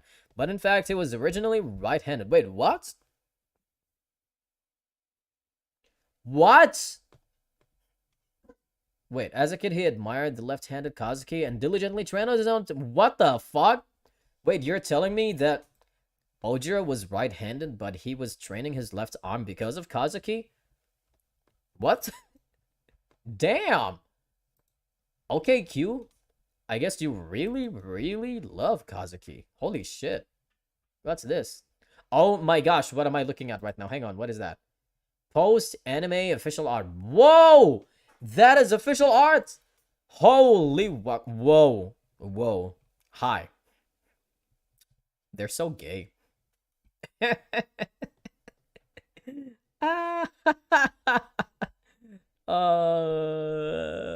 Man. So the fans ship them, the devs ship them. I mean, they're canon. How the fuck are they not canon? You cannot look at this and tell me in good faith that they're not canon. It just doesn't work that way. Oh, look at Inoki. She's so adorable. And that guy that nobody cares about. And then, Ueno. Yep, glasses Nagito. Hello, sir. He's here. And Haru. Aw. Where's Irohoge, sir? You're missing it. Oh, shit. In Chiyoda City. Damn. Whoa. What the? Wait, whoa, what is this? Is this just the anime? Like, oh, damn. Whoa. Look at it. Oh, damn. Oh my gosh. Look at everybody in suits. What the fuck? I'm attracted. First of all, let's get everybody else out of the way. Kamiki, we'd love to see it. Oh, you are such a girl boss right now. Kazuki, I'm pretty sure Ojo is attracted right now. Taiga, look at this man. Damn. Okay, Taiga, I see you. And Haru is there. Dude, this is what I mean when I say Haru looks so naked without an ahoge. He looks so incomplete. I don't know what it is, but if you give him an ahoge, he's just gonna look complete. Okay, Shun. You're handsome. You're here. But, first of all, Ojiro is so fucking tall. He's, like, taller than everybody over here. But, damn, sir. You are so attractive. What the fuck? You know what, though? The biggest mistake they've done in this poster is not have Ojiro and Kazuki stand right next to each other. That, in my opinion, is a crime. They should have done that. Oh my god, though. Ojiro, stop it. Stop it! Stop being so attractive. Ooh, okay. Um, dude, Gotanda, your anime design looks so fucking bad. I cannot even. Dude, Yui Kamiki is so attractive. Look at her. She looks so badass. Hi, Kazuki. I know you're waiting for your boyfriend. Also, Fucho. This is for one long more so than anybody. Look at him. He's just happy to be there. Does anybody ever comb his hair, by the way? Fucho. Whoa, what the hell? A playmate, of course. That's what he is to you. Subordinates, and that is just a playmate. And he always wants to kill him for some reason. This guy right here, I think his name is Kai. He is such a fun character. Official character relationship for Ota. Okay. Dude, this is so accurate. I cannot even. This tribe is so messed up, and I love it. All the smart anime characters playing poker, then there's Fucho going all in. I don't think he gives a shit. He's like, I'm here, I'm having fun, it is what it is. Ooh!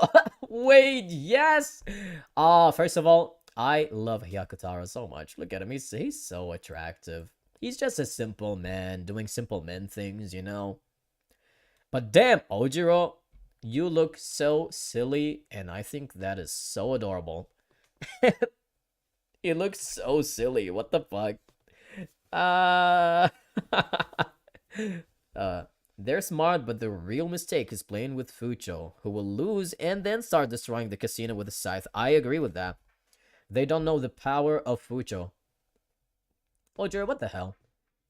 Look at him. Look at how serious he's taking the game. Brrr. What a guy. What a man. Okay, so we've done that. What is this? Oh. Should I see what this is? Okay.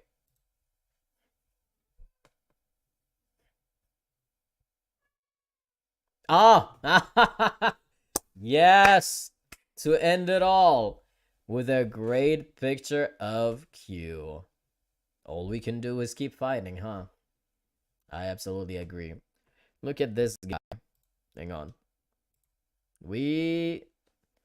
Damn it!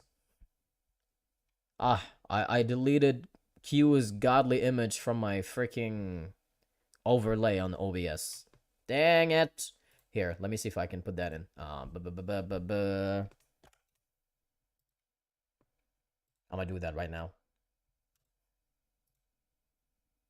Ha! Wait, whoa! And that's gonna go right here. Doot! There we go. Yeah, we're back with Q's godly image. Those are the 3-star attention card stories. Oh. Yeah, that would take a while. But, well, that was a stream, isn't it? Wasn't it? So, I called it the last Tribe 9 stream, but since there's not a lot more things to do, but there's still quite some stuff that I want to do. Like checking Tom Arindo's links on Instagram. I want to do that next time. So what I'm gonna do is, in the next stream that I have, literally the next one, right before I play 100 Line, I'm gonna check out my mother side quest, and I'm gonna check the links that Tom Arindo you sends me on Instagram. I'm gonna do that next time, and then right after I'm done with that, I'm gonna jump into 100 Lines. That sounds like a great idea. Why is he posing before taking a shower? Because he can. He's posing because he can. He knows that he's really attractive, and he's owning it, you know? And I love that. He's just flexing. We love to see it. You have a great body like that, you will want to pose every single chance you get. I don't blame him. I mean, pop off. Maybe he was also trying to take a picture for Kazuki too. Who knows? Who knows, right? Who knows? Understandable. Have a good day, say. I agree with him. I sent some more other stuff. Yeah, so I'm gonna check those out in the next stream. Like I said, all these new stuff that you guys have sent me right now for this stream, I will check them right before getting into the game in the next stream. Because I think having only a separate stream for this is not gonna be a good idea, because it won't take too long. So I'll just check them out right before getting into the game. That's what's gonna happen. And then the next stream for 100 Line is gonna happen on Thursday. Tomorrow I can't exactly do that. I'm too busy. But Thursday, that's where it's gonna happen. So yeah, keep an eye out on that, okay? We'll be there on Thursday. And yeah, man, I'm glad we had that whole discussion about Tribe 9 early in the stream. I'm still devastated about it shutting down, but I mean, it is what it is. You gotta live with it, huh? And then who knows? Maybe they're gonna make a comeback in the future. I still have hope. I still do. I don't think they're gonna easily give up on a project they've been working on for years. I just don't think that makes sense. So I think they're gonna take a really long break, think about ways to bring this as a normal game instead of a gacha game, and then they're gonna see where it goes from there. But if they do that, I will support them all the way. I mean, Kodaka, I love that man. I love his work, and I will support him any way I can. Hopefully, he doesn't affiliate himself with Akatsuki Games a lot more from now on, but it is what it is. It is what it is. But as per usual, thank you guys so much for joining me in this stream. I have always been grateful for this community. You guys from the Tribe 9 community, you've been making this channel really lively, very active. I always love talking to you guys. I mean, most of you have come from Tribe 9, you know, transitioning to my other games that I stream. Literally, everybody came from Tribe 9. So this game really meant so much to me as a small YouTuber just starting with his whatever little side hobby on YouTube. But it really meant a lot to me, you know, Tribe 9. It's the reason that I keep streaming right now, because I mean, without it, the channel would be really dry and really dull.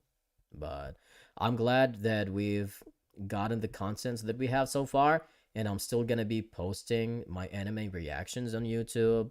I'll be putting a bunch of highlighted videos from the stream out there.